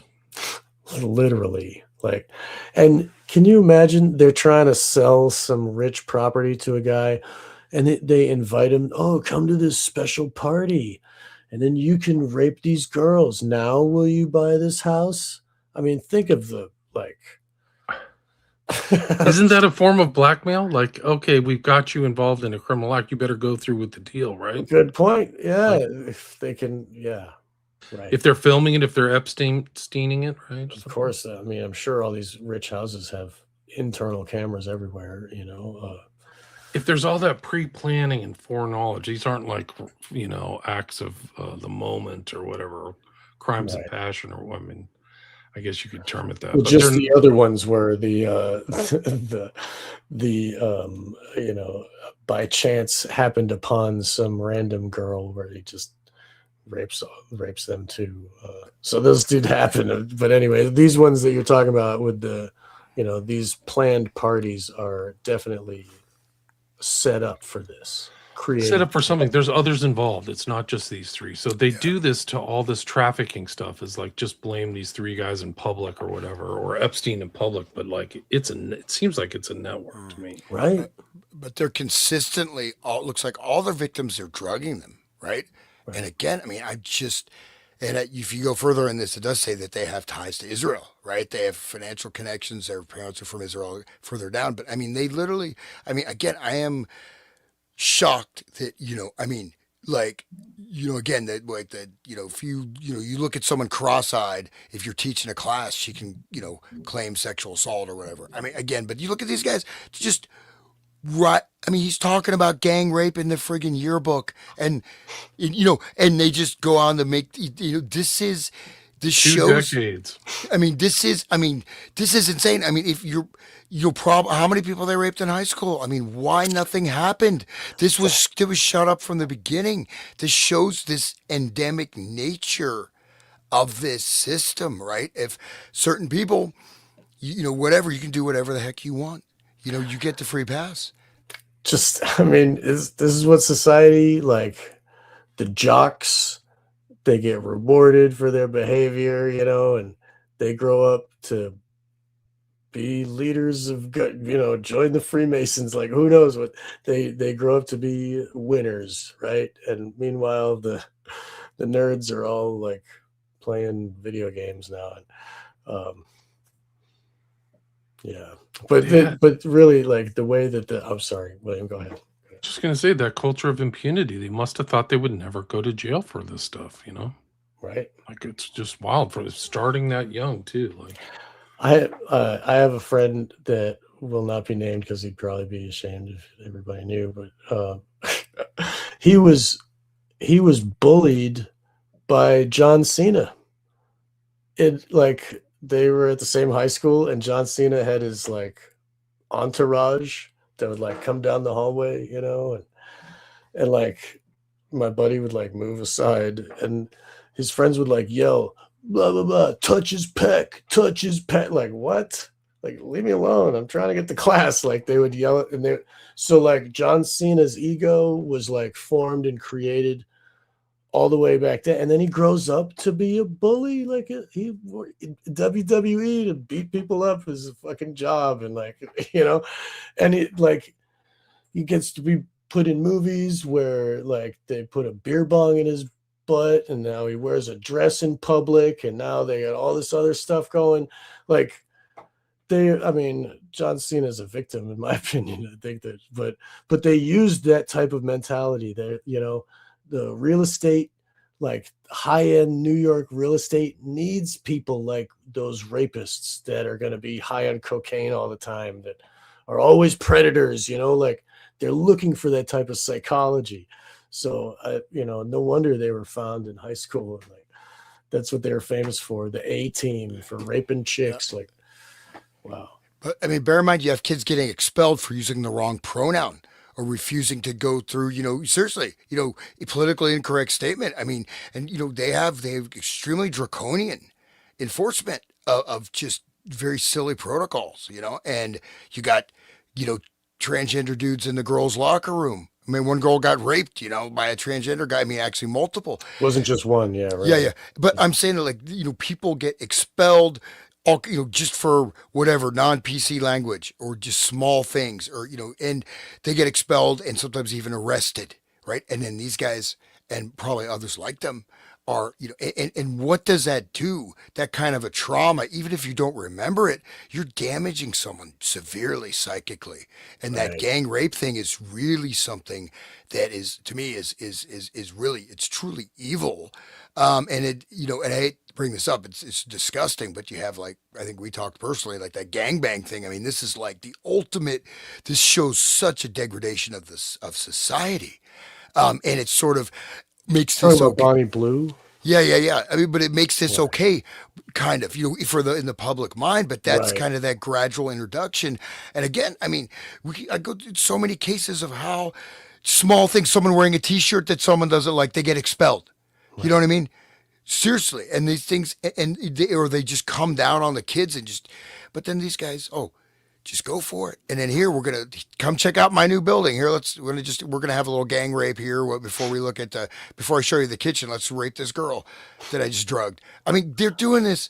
I mean, God, shocked by this impunity, man. It's amazing. Crazy. Do you want to? Isn't there It's crazy. one more paragraph in this page? Yeah, I think It's the so. Alexander brothers. Do you want to read some of Yeah, it? Or you read I'll it? finish it. Right. The Alexander brothers used a similar playbook to commit rapes and sexual assaults after chance encounters with women at nightclubs, parties, or other social events. After the initial meeting, the defendants lured the women to a second location. That's never go to the second location, ladies. Okay. And then forcibly raped her. Each of the defendants did this separately and on some occasions with the assistance of or together with another defendant. On some occasions, one of the defendants would meet a woman on a dating application or on social media, and under the guise of exploring a potential relationship, invite the woman to his apartment before forcibly raping her. In most instances, victims reported that one of the defendants gave them a drink, either at the club or social event or back at the defendant's shared apartment in New York City. After imbibing the drink, the victim experienced symptoms consistent with being unwittingly dosed with a substance that impaired their physical capacity, including their ability to move and or memories. Uh, Many victims told the brothers no, or even screamed while the rapes were happening. But on each occasion, the defendants ignored any verbal resistance. The government has spoken to dozens of women who reported being similarly raped by one or more of the Alexander brothers between 2005 and 2021. Wow. You said they were 18 in 2005. So then, if they were doing it in high school, it was before that. I mean, what happened between the NTOC document came in? This is telling. The NTOC document came into the FBI, we know, in August of 2019, and this document shows us that the rapes went on to 2021. So there's at least 2 years that we know that the stuff continued between the time that the FBI got the information and the time that they were interviewing the victims, right? So, because the FBI didn't do their job, 2 years worth of victims got abused. Precisely. Okay. Just want that on the record, right? Yeah. No, I mean this is what they're telling. This is their documents. This is not me. Right? Yeah, right. Do you They guys want say to it tell themselves, these yeah. victim stories are interesting. I think they're informative. So women, and I mean even men, like if you're like a SFK victim, this is probably how it happens too. It's some kind of invite, or you want to come to a great party, or you want to do whatever. These apps on the phone, man, like that is a predator They're dangerous. playground. Yeah, You know what I mean? yeah. Yeah. Just like That's Roblox for the kids and like, Tinder for the or whatever they are these days, like, but they probably got a handful of different ones for, oh, this one is for if you like to be financially dominated, or this one is for like if you like paddles and wear leather, you know what I mean? Like there's and it's all like, and those, like fet club and whatever, like that life. fetish, yeah, these people like they go, it's like a lure to, you know what I mean, they're fishing for people that are perfect victims. Like a Miami club on a Saturday night, like I'm sure the place is crawling with wolves that all have GHB in their pocket. I think you're right. Yeah. But I think that's what these guys are. Wolves, they're hunting. They're like predatory, man. It's really crazy. Right, they can't stop, it's part of them, right? But that's like the first case I ever looked into was Columbus, Ohio. It was Joey LaBute, who was like at a gay bar, or associated with a gay bar across the street or something like that. He was gay, but he's on one of these apps. Like he was last seen like chatting with some rando on an app, and then he just fully disappeared, found in the Scioto River 19 days later. That was my first case, 2016. It's been 10 years.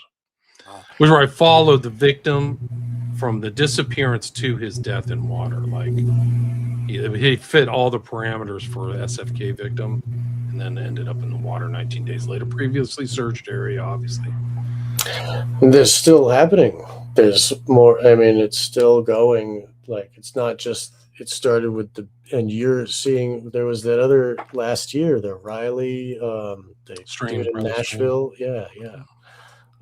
So that keeps going. Like, oh yeah, there's like the Rainy Street Rippers, what they call it in Austin, Texas. It just happens in Chicago, and recent cases now. Right. Lady Bird Lake is the one in Texas, right? Yeah, correct.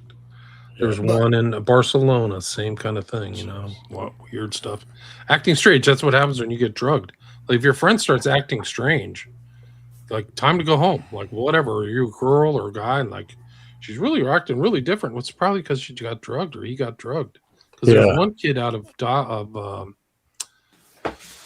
Austin where like he was a teetotaler. Like he would be the guy who went out and only drank one beer, and then his brother's like, man, you're acting really weird, because he probably got drugged and targeted, and then he ended up being a victim. Like he would be the opposite person you would think would drown, like a healthy guy who like got up in the morning at 7 to work out, like not a dude who would just like choke on water or whatever.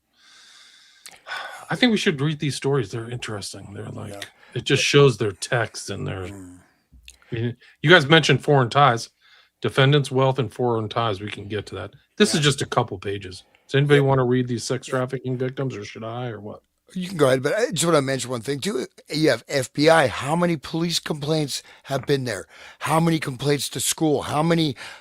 Probably hundreds of complaints from family, from this, that, from rumors, innuendos, guidance counselors, all the police. It's not just the FBI, right? I guarantee this has been reported to the police at least probably dozens of times, or even on suspicion, right? So finally get to the FBI doesn't mean that it wasn't being, whatever presented to various other legal authorities. Would you agree with that? I mean, obviously the police completely ignored it. And it's not like, oh, those guys again. I mean, these are not real hard investigations to do. Just go and catch them probably any night of the week. You can find them drugging and raping someone. It looks like. I mean, it's pretty much what they do. I mean, I bet there's dozens more than even they talk to of this case. Just like Epstein, just like these other things. Maybe even Cosby, or people who've been. Cosby was active for like 40 years. So, yeah, I think that you're right. I think if you're multi-jurisdiction, and same thing with Epstein, like they didn't know. I remember when the Epstein story kind of broke in 2018, they were just talking about Miami, like, oh, this guy has a place in Miami. They didn't understand that. Like they almost didn't even reach into Zorro that much. But now you realize this guy was a walking criminal enterprise, man. He was committing crimes on a plane, in New York, in Miami, in New Mexico, at Little St. James. Like he was just like that. So these guys might have figured out the multi-jurisdictional kind of trick to stymie police investigations. All right, sex trafficking victim 1, count 2. In or around the summer of 2011, a friend invited victim 1 to travel to the Hamptons to stay with her friends. Victim 1 accepted the invitation. She was living in Manhattan at the time and traveled by Long Island Railroad from Penn Station to the Hamptons.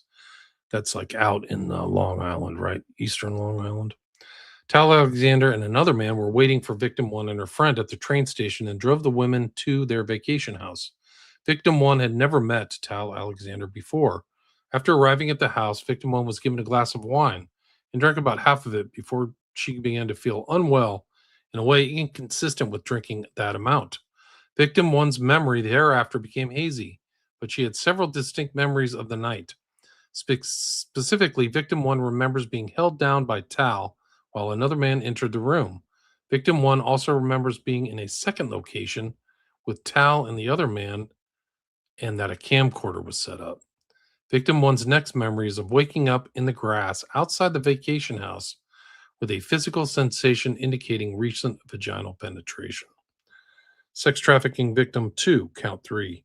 In or around August 2016, victim 2 and her friend, individual 1, matched with Elon and Oren Alexander on a dating app. Victim 2 primarily communicated with Oren, while individual 1 primarily communicated with Elon. Elon and Oren invited victim 2 and individual 1, who were located in Illinois, to travel to stay with him in the Hamptons over Labor Day weekend and offered to pay for flights for victim 2 and individual 1. Individual 1 and victim 2 agreed to go, and on September 1st, 2016, the Alexander brothers purchased early morning flights for the women to fly to New York on the following day. Messages located in Orrin's iCloud account reflect the Alexander brothers exchanging messages about purchasing flights for victim 2, and victim individual 1. Around the time the Alexander brothers were booking the tickets on September 1st, 2016, Elon, are we booking flights? First 3 on left. Elon, we split and tried to orgy them then out. Tal, for sure. Tal, last weekend. Tal, throw it up. Elon, I agree. Orrin, all 4, why not? A few days prior, Tal exchanged messages with 2 party promoters on a group chat entitled Hampton's Hot Chicks, arranging for hot women to stay at the Alexander brothers Hamptons house that same weekend. At the end of the exchange, one of the promoters said, quote, I want photos of the girls naked, unquote. Tal responded, quote, LOL, guys, we're going to have a lot of fun, unquote. After victim 2 and individual 1 arrived in New York, the Alexander brothers transported the women to their Hamptons house by car and provided them with beds in a space shared with other women. The following day, the Alexander brothers hosted a party. During the party, Orrin gave victim 2 a cocktail, and shortly thereafter, victim 2 began feeling strange and struggled to walk. Elon assisted victim 2 inside the house and took her to a bedroom to lie down. Sometime later, victim 2 woke up when Orrin entered the room. Orrin put on a condom, pulled down victim 2's bathing suit, and climbed on top of her. Victim 2 was physically impaired and could not move. She also struggled to speak. Orrin raped victim 2 and left the room, leaving her lying on the bed. When victim 2 woke up the next morning, she was still lying on the bed, and her bathing suit was pulled down around her legs. Victim 2 disclosed the rape to individual 1, and they left the Alexander brothers' house that same day. Other evidence of sex trafficking and transportation for illegal sexual activity. The evidence in this case also establishes that the defendants planned and paid for trips involving the interstate and international transportation of women on multiple other occasions. This evidence includes electronic communications, including from the defendants' own accounts. In one example from October 2016, just weeks after the Alexander brothers sex trafficked and raped victim 2, they, along with a number of other individuals, arranged to transport multiple women to Tulum. In a group WhatsApp chat entitled Lions in Tulum, the Alexander brothers and other men attending the trip discussed imports of women to Tulum for the upcoming trip and discussed, among other things, splitting the cost of lodging and flights for the women that they plan to import and providing drugs to the women that would make them more likely to engage in sex, including coke, shrooms, and G. Based on the investigation, the government understands G to be a reference to GHB, which is defined in 21 USC 841 as a date rape drug. Below are select messages from that chat. October 3rd, 2016, Mail 1. Going to start collecting for the pot to fly bitches down. Elon. There should be a fee per bang and after bang. Mail 1. Starting to collect Venmo for girls' flights. Orrin. Oh yeah. What's the lineup? Need to pick winners. Orrin. Can't be sponsor girls like ISIS. Mail 1. LOL. It's going to be hard to get girls up to your standard. Orrin. Just warn him your boys are hungry. Tal. Girls look fresh. October 4th, 2016. Elon. I think we should all bring chicks and not rely only on promoters since we never met the girls. We need fun girls with good attitude. I'm sure we all met many recently this summer. Mail 2. I know you know some winners. Elon. Hail Mary Pass should be overload. Elon. I say yes, chip in and bring others. Mail 1. I don't want anyone being upset if they don't run a 10-man train. Elon. I'm trying to cover all bases. Mail 1. I just need to handle drugs. Tal. Yes. Mail 1. I don't want X around too much. Nothing gets done with that. Mail 1. Coke, shrooms, and G. Mail 1. X makes the girls want to chase the fucking party. October 13th, 2016. Tal. Photographers, drugs. Mail 1. All getting worked on. Orrin. Are all girls getting shipped out on Sunday? Mail 1. Yeah. Mail 1. Feel free to extend a piece you like. Elon, not returns, end of trip. Oren, just trying to make sure I get max returns. Was going to come for that Sunday night tax and make sure all girls make quota. Mail 1, LOL, the whole $500 on a flight? Oren, no free rides under my watch. Oren, that's more than most of us ever spend on girls. Just want to make sure we get a good ROI, return on investment. Defendants' efforts to conceal their criminal conduct. Despite engaging in the offense conduct and other acts of sexual violence for decades until earlier this year, the defendants' conduct went largely unchecked. Indeed, the Alexander brothers knew that it was critical to ensure that none of their victims went public. For example, in January 2021, Oren and Tal Alexander had the following exchange. Oren, start to think about reputation you want out there. We are on top of the game, and only thing can bring us down is some hoe complaining.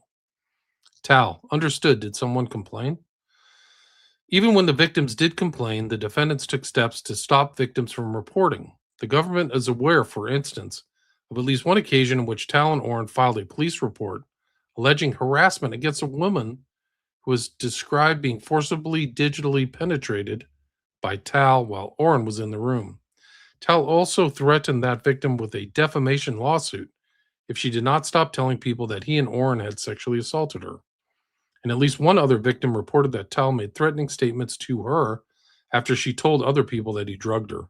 There you go, Hans. In March 2024, multiple lawsuits alleging sexual misconduct and assault against the Alexander brothers were publicly reported. So there were civil suits. I haven't seen those. In response to the public accusations, Elon Alexander began compiling files on each publicly identified victim and several who had not made public accusations as part of an apparent attempt to discredit their accusers. The government's investigation of the defendant's obstructive conduct is ongoing. Interesting. B, the defendant's wealth and foreign ties. The defendants each have access to significant financial resources. Oren and Tal Alexander are real estate agents who focus on ultra-luxury markets in Miami and New York City. In the early 2010s, Oren and Tal founded the Alexander team at their former brokerage. The Alexander team was responsible for securing significant brokered deals, including a nearly $240 million sale of a penthouse in 2019, which at the time was the most expensive residential sale in United States history. Shortly after the historic deal and associated historic brokerage fee, Oren and Tal opened their own ultra-luxury real estate firm. As recently as May 2024, that firm was involved in brokering a $14.3 million deal in Bay Harbor. All three defendants reside in high-value properties in Miami Beach and New York. Since about 2019, Tal Alexander has rented an apartment in a building that is part of Billionaires Row, a term referring to ultra-luxury skyscrapers near Manhattan Central Park. That's probably close to Epstein, which is on 71st Street, next to Central Park. Elon and Oren Alexander's properties in Miami Beach have direct water access and private docks. The defendant's family also has significant foreign ties, particularly to Israel.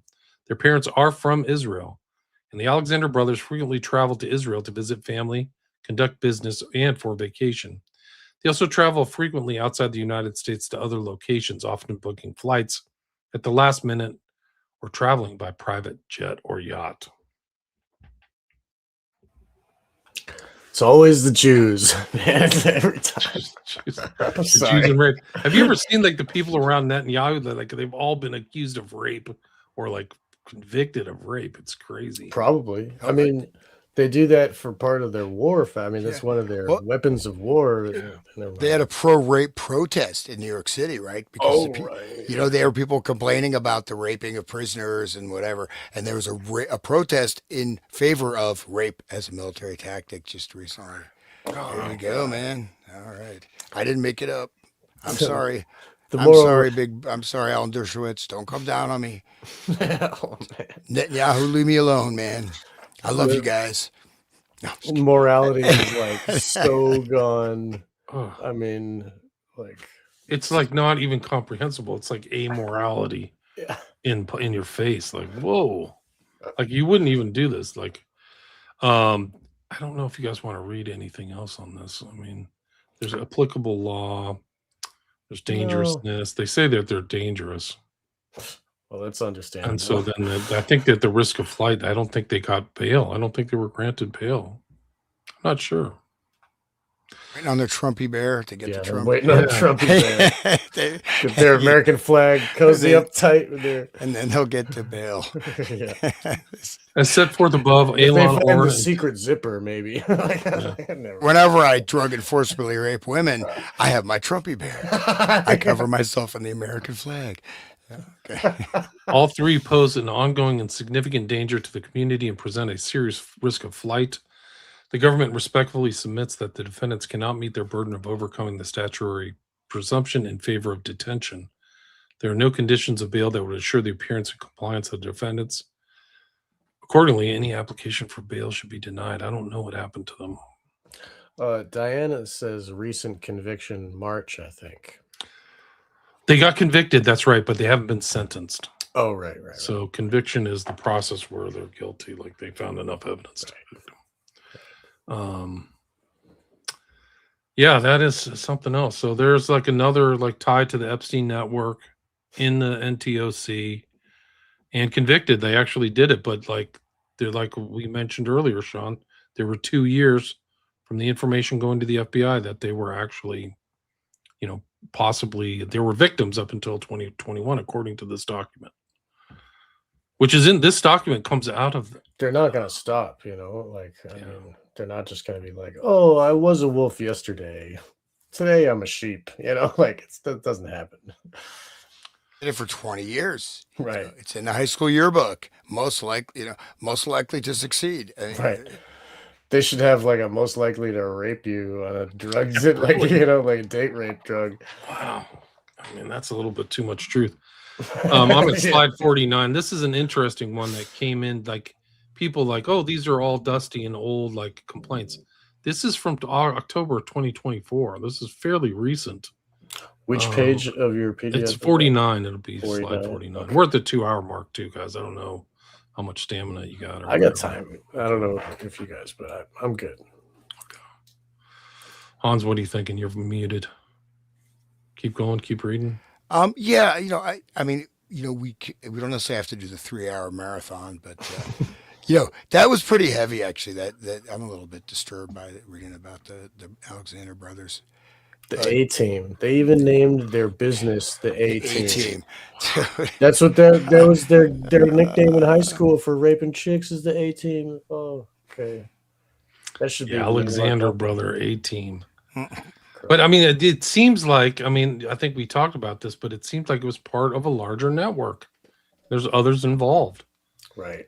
So those are just the ones like the girls remembers these guys. Like, what the hell is going on? Like, right. When this is like favors or something like traffic. It's real trafficking. Yeah, there's implications they're providing them for people and this and that. And of course, the other people aren't named. And so they must have some degree of power influence not to be named in the case, I would assume. Right. Yeah, that's a good point. Yeah, so the cover-ups continue. We can drop it right here too. We can pick it up. We've got another 150 pages on my PDF. So we don't have to rush through. Well, Anybody have any questions in the chat? William, yeah, let's do that. Yeah, if you wanted to cut it. It's your call. I'm totally. I mean, it's 8:15 my time. It's like almost 12. You guys, lay it past 11. I'm a big boy. I can stand it. But it's up to you, man. It's all good. But if we do have some questions, I think. Yeah, anybody have any questions? There's 250 people in the chat. Wow. That's great. Thanks everybody for listening. Impressed. Thank you everybody for being here. That's great. Hogwarts hands cracks me up.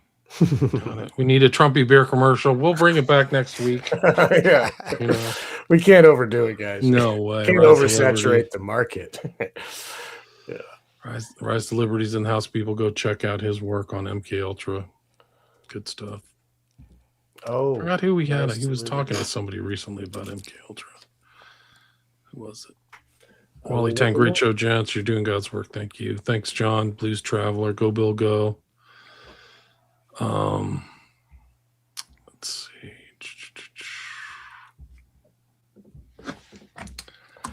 Good to see the familiar faces in the chat. It's nice. We're getting a lot of repeat like people who are interested in this, Right. which is cool. You know, they're like Yes. following us, guys. We have started this before Charlie Kirk got shot. Right. So, oh yeah, it was the Satanic Panic.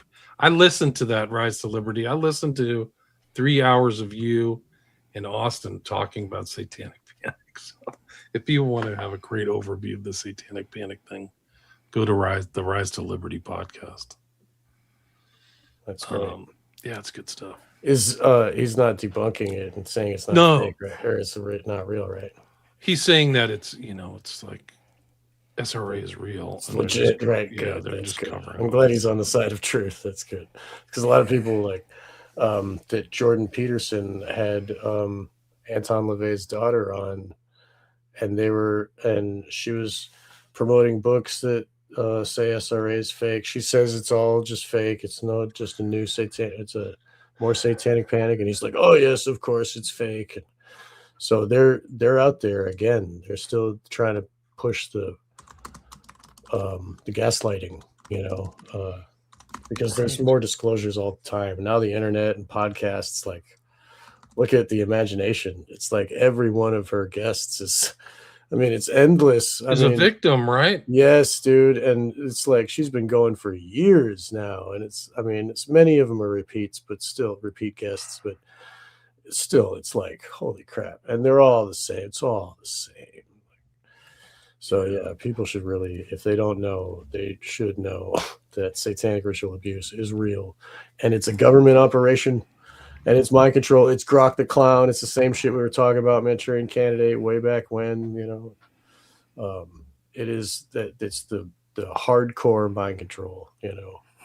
And it takes the sexual abuse and the running train, like, you know, when that's what they did to people that I know that have told me their stories, you know, and it just happened to be guys in military uniforms, but they were like young dudes, and there was a video camera set up, and she was made to be held down, and, you know, this happened one after another, all on camera.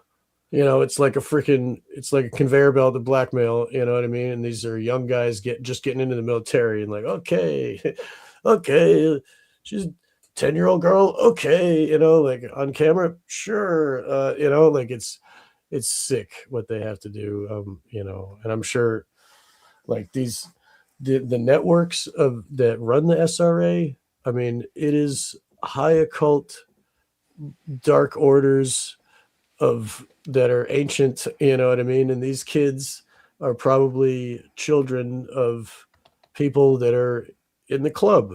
And that's why nothing happened in high school. That's why nothing happened for 20 years after high school, because, you know, oh, I'll just get my daddy to take care of it, you know, or whatever. You know what I mean? And just by saying Israel, like, it's bankers that created Israel. It's the Rothschilds created Israel. Look at like 1870s, like where it started was bankers wanted to have a country of their own so they could take over the world, you know, and it's happening. So like they're Jews, okay, you know, whatever. They're not religious, you know what I mean? They're bankers, Satanists that want power, you know. Anyway, I'm rambling now. I'm sorry. It's also City of London, but that's true. I did share a link. Would you mind playing this clip? It's right there. I think it's the Trump Gaza video.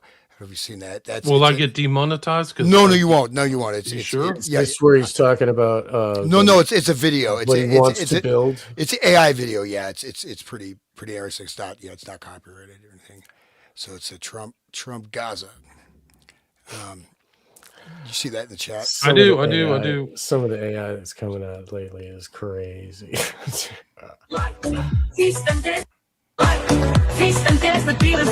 You could maybe mute that. We don't need that. Okay. You got the Trump song though. Trump Gaza. Trump Gaza. You gotta hear the Trump.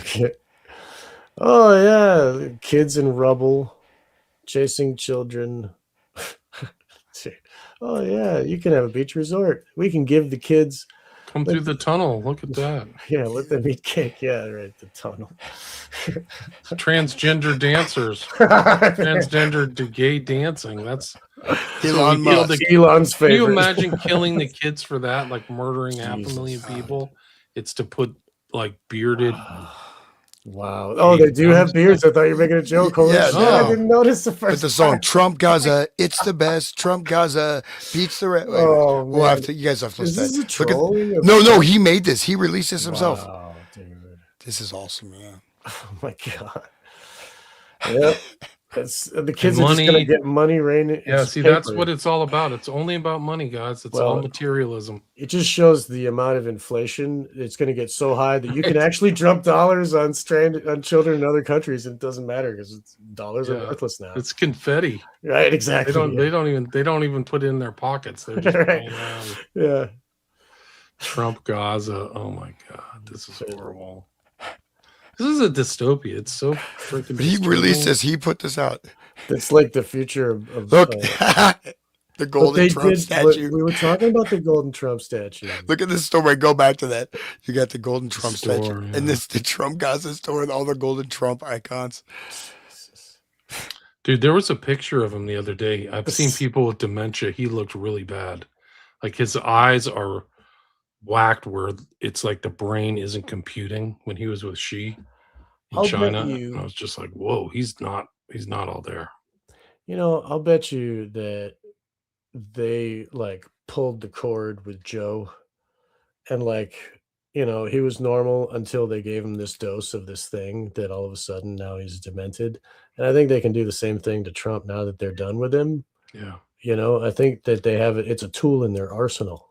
I don't think it's just dependent on the brain that's happening to. I think there's, they got a mixture just like Cosby and the A-Team and all the other guys that put it in his drink. Genesis, yeah, like a dementia genesis. I bet Right. So that's enough for Trump Gaza, but but I want the gold statue in the town square and the golden Trump store. That's awesome. Bring your dollars to Gaza. You can't sell those because it's all copyrighted. You can't. He would sue you. Like I think he has like 400 live suits, or his family have like suits against so many people just for talking about him. I think we should wrap it up, guys. Why don't you guys mention your shows too? Where can people find Wake the Dead Resonant State? I'll say, please check out the Resonant State. I'm trying to build the show up. I was with Sean, and I saw how many views he had. I said I have the most views in the world. I'm trying to break the 3 figures. No, please support my podcast. I got a lot more material. I need the motivation. But Resonant State, I'm on YouTube, Spotify, BitChute, Odyssey, and there's one Rumble. So yeah, check it out. I am posting new material and trying to be with these superheroes here. You should post some of the old material of the stuff that you used to do because you have recently acquired it. I've heard. I'm like, so I think that you should post some stuff because it is yours too. It's your voice, and who cares if he's got a paywall? Anyway, sorry. Yeah. So but no, it's great to be here. So and just trying to keep the information and the connections because it's really we are at a crucial point. That's what I've been stressing. We really need to see. There's a couple different directions, but there's a big push for this full on. What do you want to call it? New World Order, dystopian. The Iran war is an opening for that, and there's a lot of other aspects that are coming. So just be conscious of that. And so, and I think we can navigate and change the direction because you want these clowns, running the world. I mean, come on. I don't. No, we can just trust the aliens and AI to do it for us. Yeah, it's even scarier, man. That's what's like coming. These clowns running the AI is like a doubly, scary concept. Especially since they're eugenicists or dysgenicists, like they, Malthusian crazy people that just want to kill. You know what I mean? Like, and they want. I'll find the clip. The guy, I literally asked Teal, like, "Do you want humanity to survive?" And he just couldn't answer. Like, you would think that that's an exact answer. Like, yes, I would do one. He couldn't answer. He was like, and the interviewer shocked, couldn't It even shows believe it. his own psychosis. Like it shows he's self-loathing and like his own problems. That dude's crazy. Neck deep Obviously, with Epstein. And also, like, this other guy. Well, there was a weird nexus the other day. Is Brock Pierce, who was associated with Digital Entertainment Network, which some people have described as created by Hollywood for one sole purpose, which is to rape kids, was literally at the Doral golf course in front of the golden Trump, fist in the air thing. Like, there he is. He's literally right there. Have you guys seen that picture? It'll blow your Yeah. freaking I mind. saw a Like, documentary about the digital network. It's some kids talking about being at the pool and getting yeah, predated. like, oh, there's pool parties every day, guys. It'll be so much fun. Gross. Like, that was the whole point, Ugh. according to some people, is like the whole point of Den. Like, there was no show that was ever produced because that wasn't the point. Just think about it, Den, like a place where, like a dark place where, like people go to. Oh man. Well, you got Here it Bill, is. Here it is. Bill Gates, right? They interview. He's like, "Yeah, if our vaccine campaign is successful, we can reduce the population of Africa by about 20 to 30%." And he says this in a live video. That was great. And it turns out the vaccine had chemicals that made women infertile. Right. And so, but these, the eugenics thing is absolutely serious, and it's been talked about. It's a thing I haven't posted about. H.G. Wells back in 1938, The World Brain. He's saying, oh, we're running out of room for humanity. What, in 1938, dude? But we have to approach humanity like we look at crystallography or astronomy. We can't, meaning just okay. We have to kill 100 million people. Cool, no problem. 10 billion. H.G. Wells was doing sex orgies with Margaret Sanger. And if Really? the listeners don't know, Margaret Sanger is the one who started Planned Parenthood. She was the head voice of Planned Parenthood. Killing more black babies that are born. That's what she was doing, killing those weed races. Her and they would go to occult sex parties, and they had a thing going for a while. She and H.G. Wells. Figures, right? I want to make sure everyone can hear. Okay, sir. Real, So this is It's real. like 12 people. Hello, everybody. And that guy if you can look closely, there's a guy in a purple hat. That's Brock Pierce. Around a bunch of evangelicals too. These are people praising Trump listeners. I want to thank you so much for being there today, and more importantly for what you did. The statue is beautiful. I saw it during the weekend. We had a big PGA tournament with a great champion, and all great champions actually, but it was a great tournament, and I got to. But that's him. If there's a guy with like a blue and white shirt, and Brock Pierce is standing right in front of him. I think he's wearing a pimp hat. Yeah, he's wearing a pimp hat. Wearing a pimp hat. It's funny that Trump won't even show up to this because he of the probably people doesn't that want are to be there. seen with him. Like, is Brock Pierce there? No. Yeah, can't. Sorry. Statue is huge, man. It looks like it's like 15 feet tall or something. Looks like it's 20 made of feet. butter or something. Like it's gonna melt. According to Epstein, Brock Pierce according to Epstein, Brock Pierce was the one who taught Epstein everything he knew about cryptocurrency. There he is right there. Wow. And it's funny, like in statues, they like what they do with their hands or with their feet or whatever has certain meanings and stuff. Like, somebody who had occult wisdom would have like a book or scrolls in their left hand or some shit. Like, what is he doing? He's playing pocket pool. They got him with his hand in his pocket. He's like fishing around. Like this, it's pretty funny. It's silly. Jenny says, support Trump not too long ago, despite Trump having multiple connections with Trump. I think Trump has connections with Trump. I really do. You're absolutely right. Is he making an above, so below, like hand gesture? Yeah, maybe that's. Maybe that's it. Maybe So he's below is freaking- hidden in his pocket, playing pocket pool. what's the god demon with the goat head? Oh, Baphomet? Baphomet, yeah. But really what that is that's an inversion of Pan. Like Pan has a man on the top and like a man head on a goat lower half, and this is like an Eliphas Levi Eliphas Levi. Eliphas Levi took it and swapped it. basically put the goat on top and the human on bottom. Like that's how. Yeah, and the Knights Templar Wow. had a different Baphomet. They had like some skull or whatever too. So they believe like their Oh Benjamin. yeah. It was a what do you Teraf. It's a skull that where with magic ritual is animated and it can speak. Like that's where Bob John the Baptist's head was taken for a Teraf, and his head was on a plate so that the magician can animate the lips and make it speak. It can tell the future. It can tell all kinds of things. And like I've learned about this from Tracy Twyman. Actually, she talked about how like magicians would use baby heads a lot and would like nail them to a board and put them on the wall and like put like occult symbols all over the thing. And so like for the Knights Templar, their Baphomet was a severed head. And then if you think about it was a severed head that would talk. It was their And founder, I believe, like the original. I forget the okay, guy. Yeah, that's the head that they used. yeah, Okay. But if you think about the Bonesmen in the 322, they got Geronimo's head. And like for a Teraf, if you can get the head of a shaman or a seer or like a highborn, then that's more valuable. So like they stole Geronimo's head. Why would they steal Geronimo's head? It's for the Teraf. So like this is high occult magic. People should look into it. It's very interesting. Wow. This is an email between Brock Pierce and Epstein.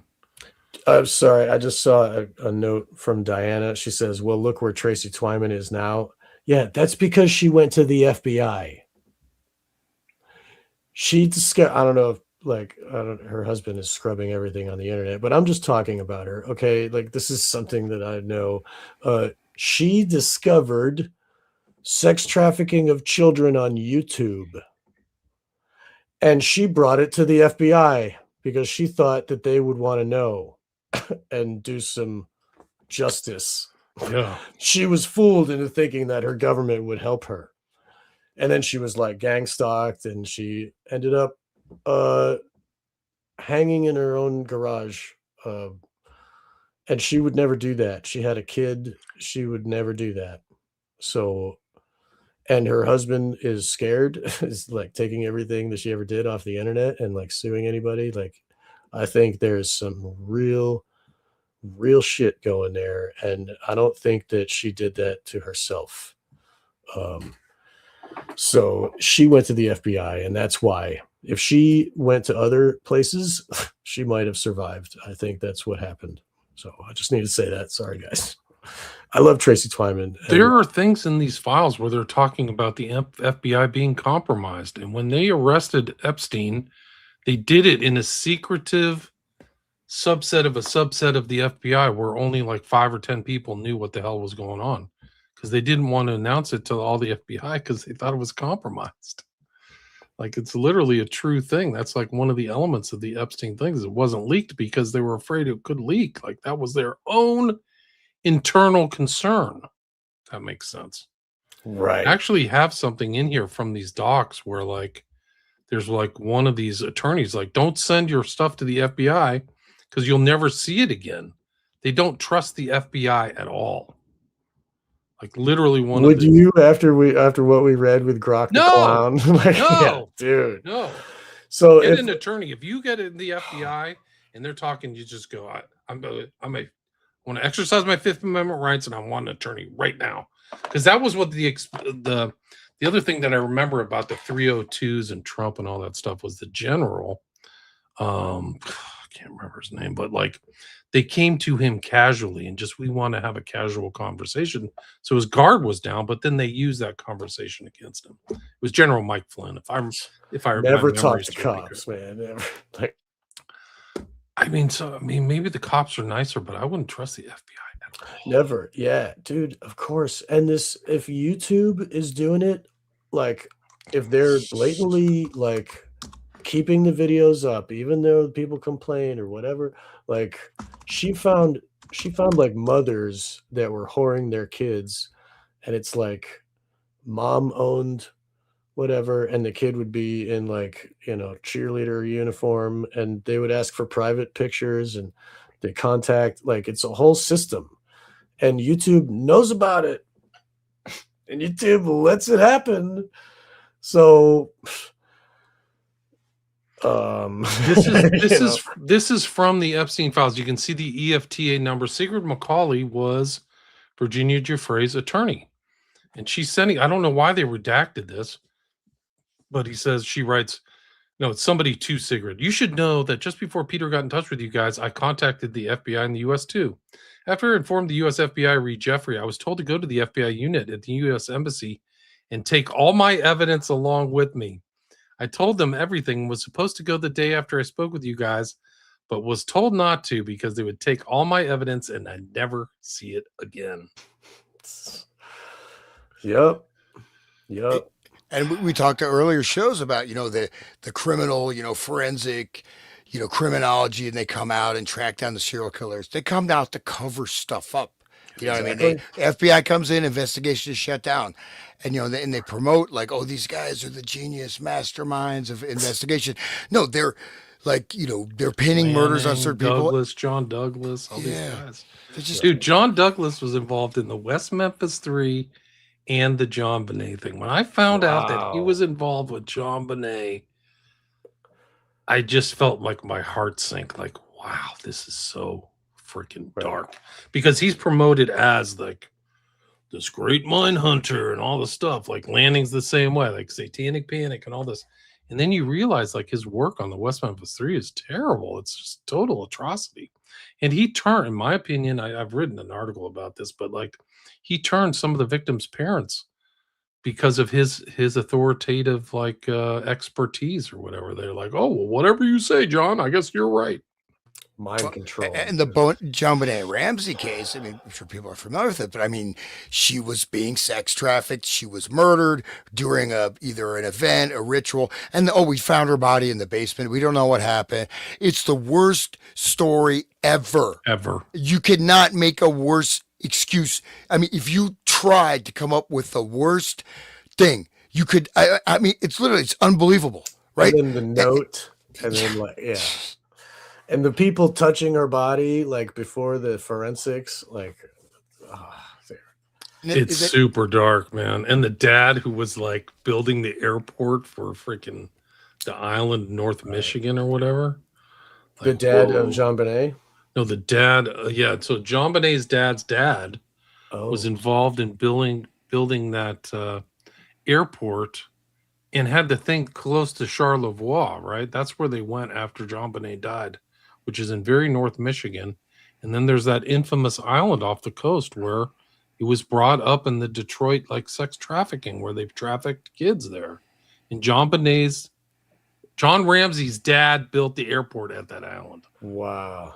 Yeah, you didn't know that? Oh, it's no. So dark, bro. And I know that John Bonet Ramsey's dad had another child that was killed before that. Something like that. Yeah. And it was like I don't know, it was a car accident or something. But I mean, they have to. It's blood in. You got to blood in with this. You know what I mean? Like even Yahweh says, "I want your firstborn." Like, you know what I'm saying? Like, I think it's part of the system. They have to give up their kid when they're at a certain, like whatever, they get hired up to this rank. I mean, there's North entire Fox networks. Island. That's right. Yeah, I mean, look up North Fox Island. Yeah, you can actually. And that's near Canada too, right? Is that like near the border of Canada? It's in one of the Great Lakes. I can't remember which one. Right. Well, Michigan is like Erie is above Ohio. But anyway, that reminds me of the Twin Peaks. You know how there was like the One-Eyed Jacks, this like elite club. They had gambling and shit, and it was like, and that's where the girl, whatever, I forget her name, the girl who got. The whole story is about this girl that they found a dead body of a girl.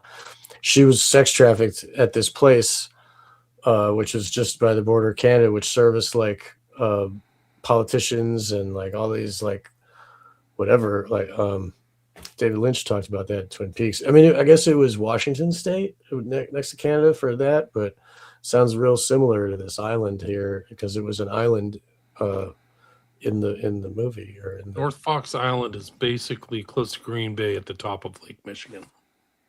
So it would be, I don't know, right at the tip of the mitten where the thumb is. Right.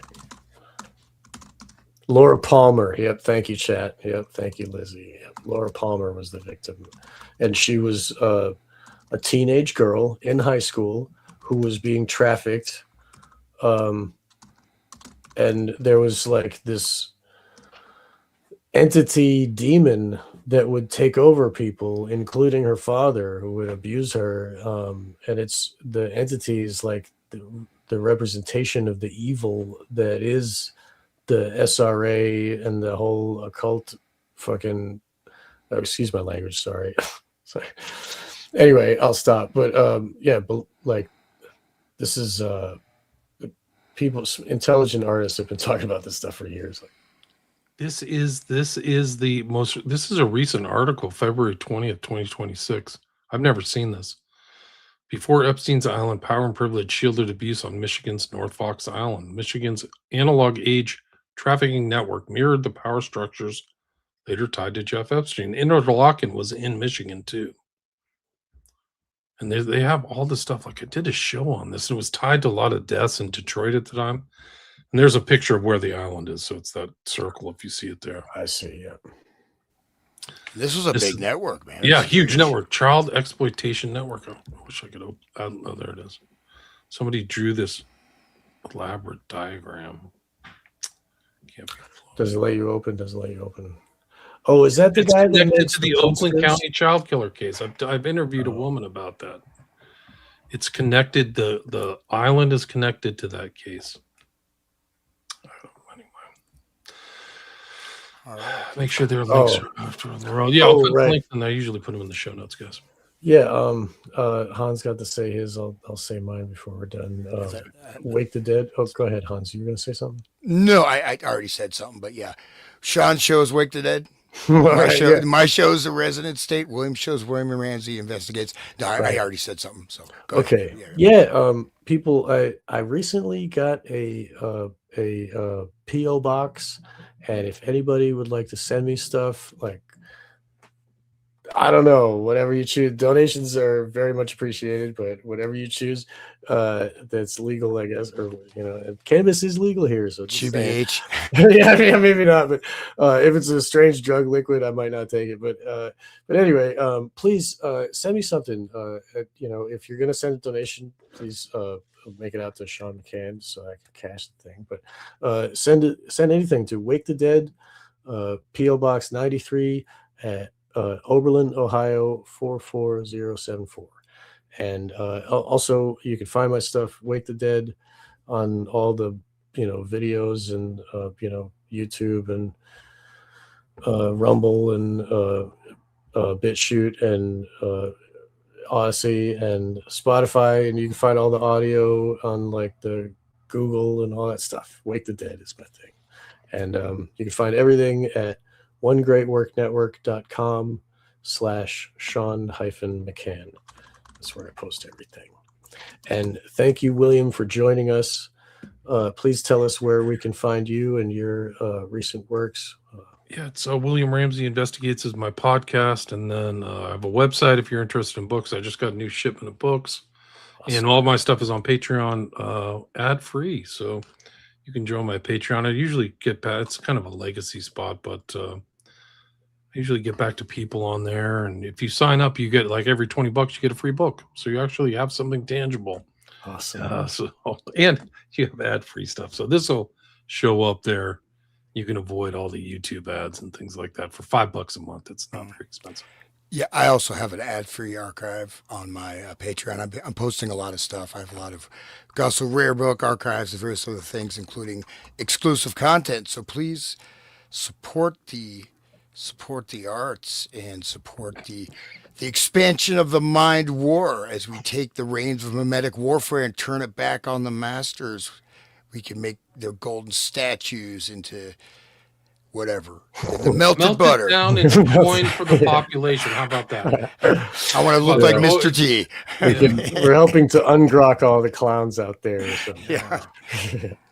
Please You can build yeah. bones back better, and you can actually be a fully autonomous individual again, and get away from the hypno program TV and the slop media and people who don't have your best interest and want you to be a stressed out, anxious, filled, uninformed, malinformed person. So I think that's that would be the work that ties all three of us together, in my opinion. So thanks for having me again, guys. Till next time. Thanks for all the great comments and everything to the stream. 263 live listeners. If you love the show, please share it. I know times are tough, things are expensive, but just a click and sharing some of these episodes, if you find them edifying, worthwhile, please share them. And go to these places to give 5-star reviews. It helps with any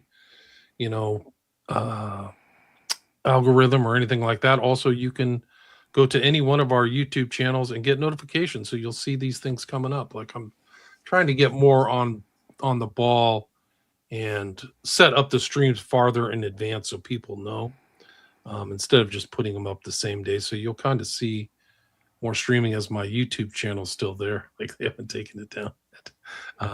Or channels, I should say. But thanks, everybody, and thanks for having me back, Sean and Hans. Appreciate it. You're welcome. It's our pleasure. Definitely our pleasure. That's great.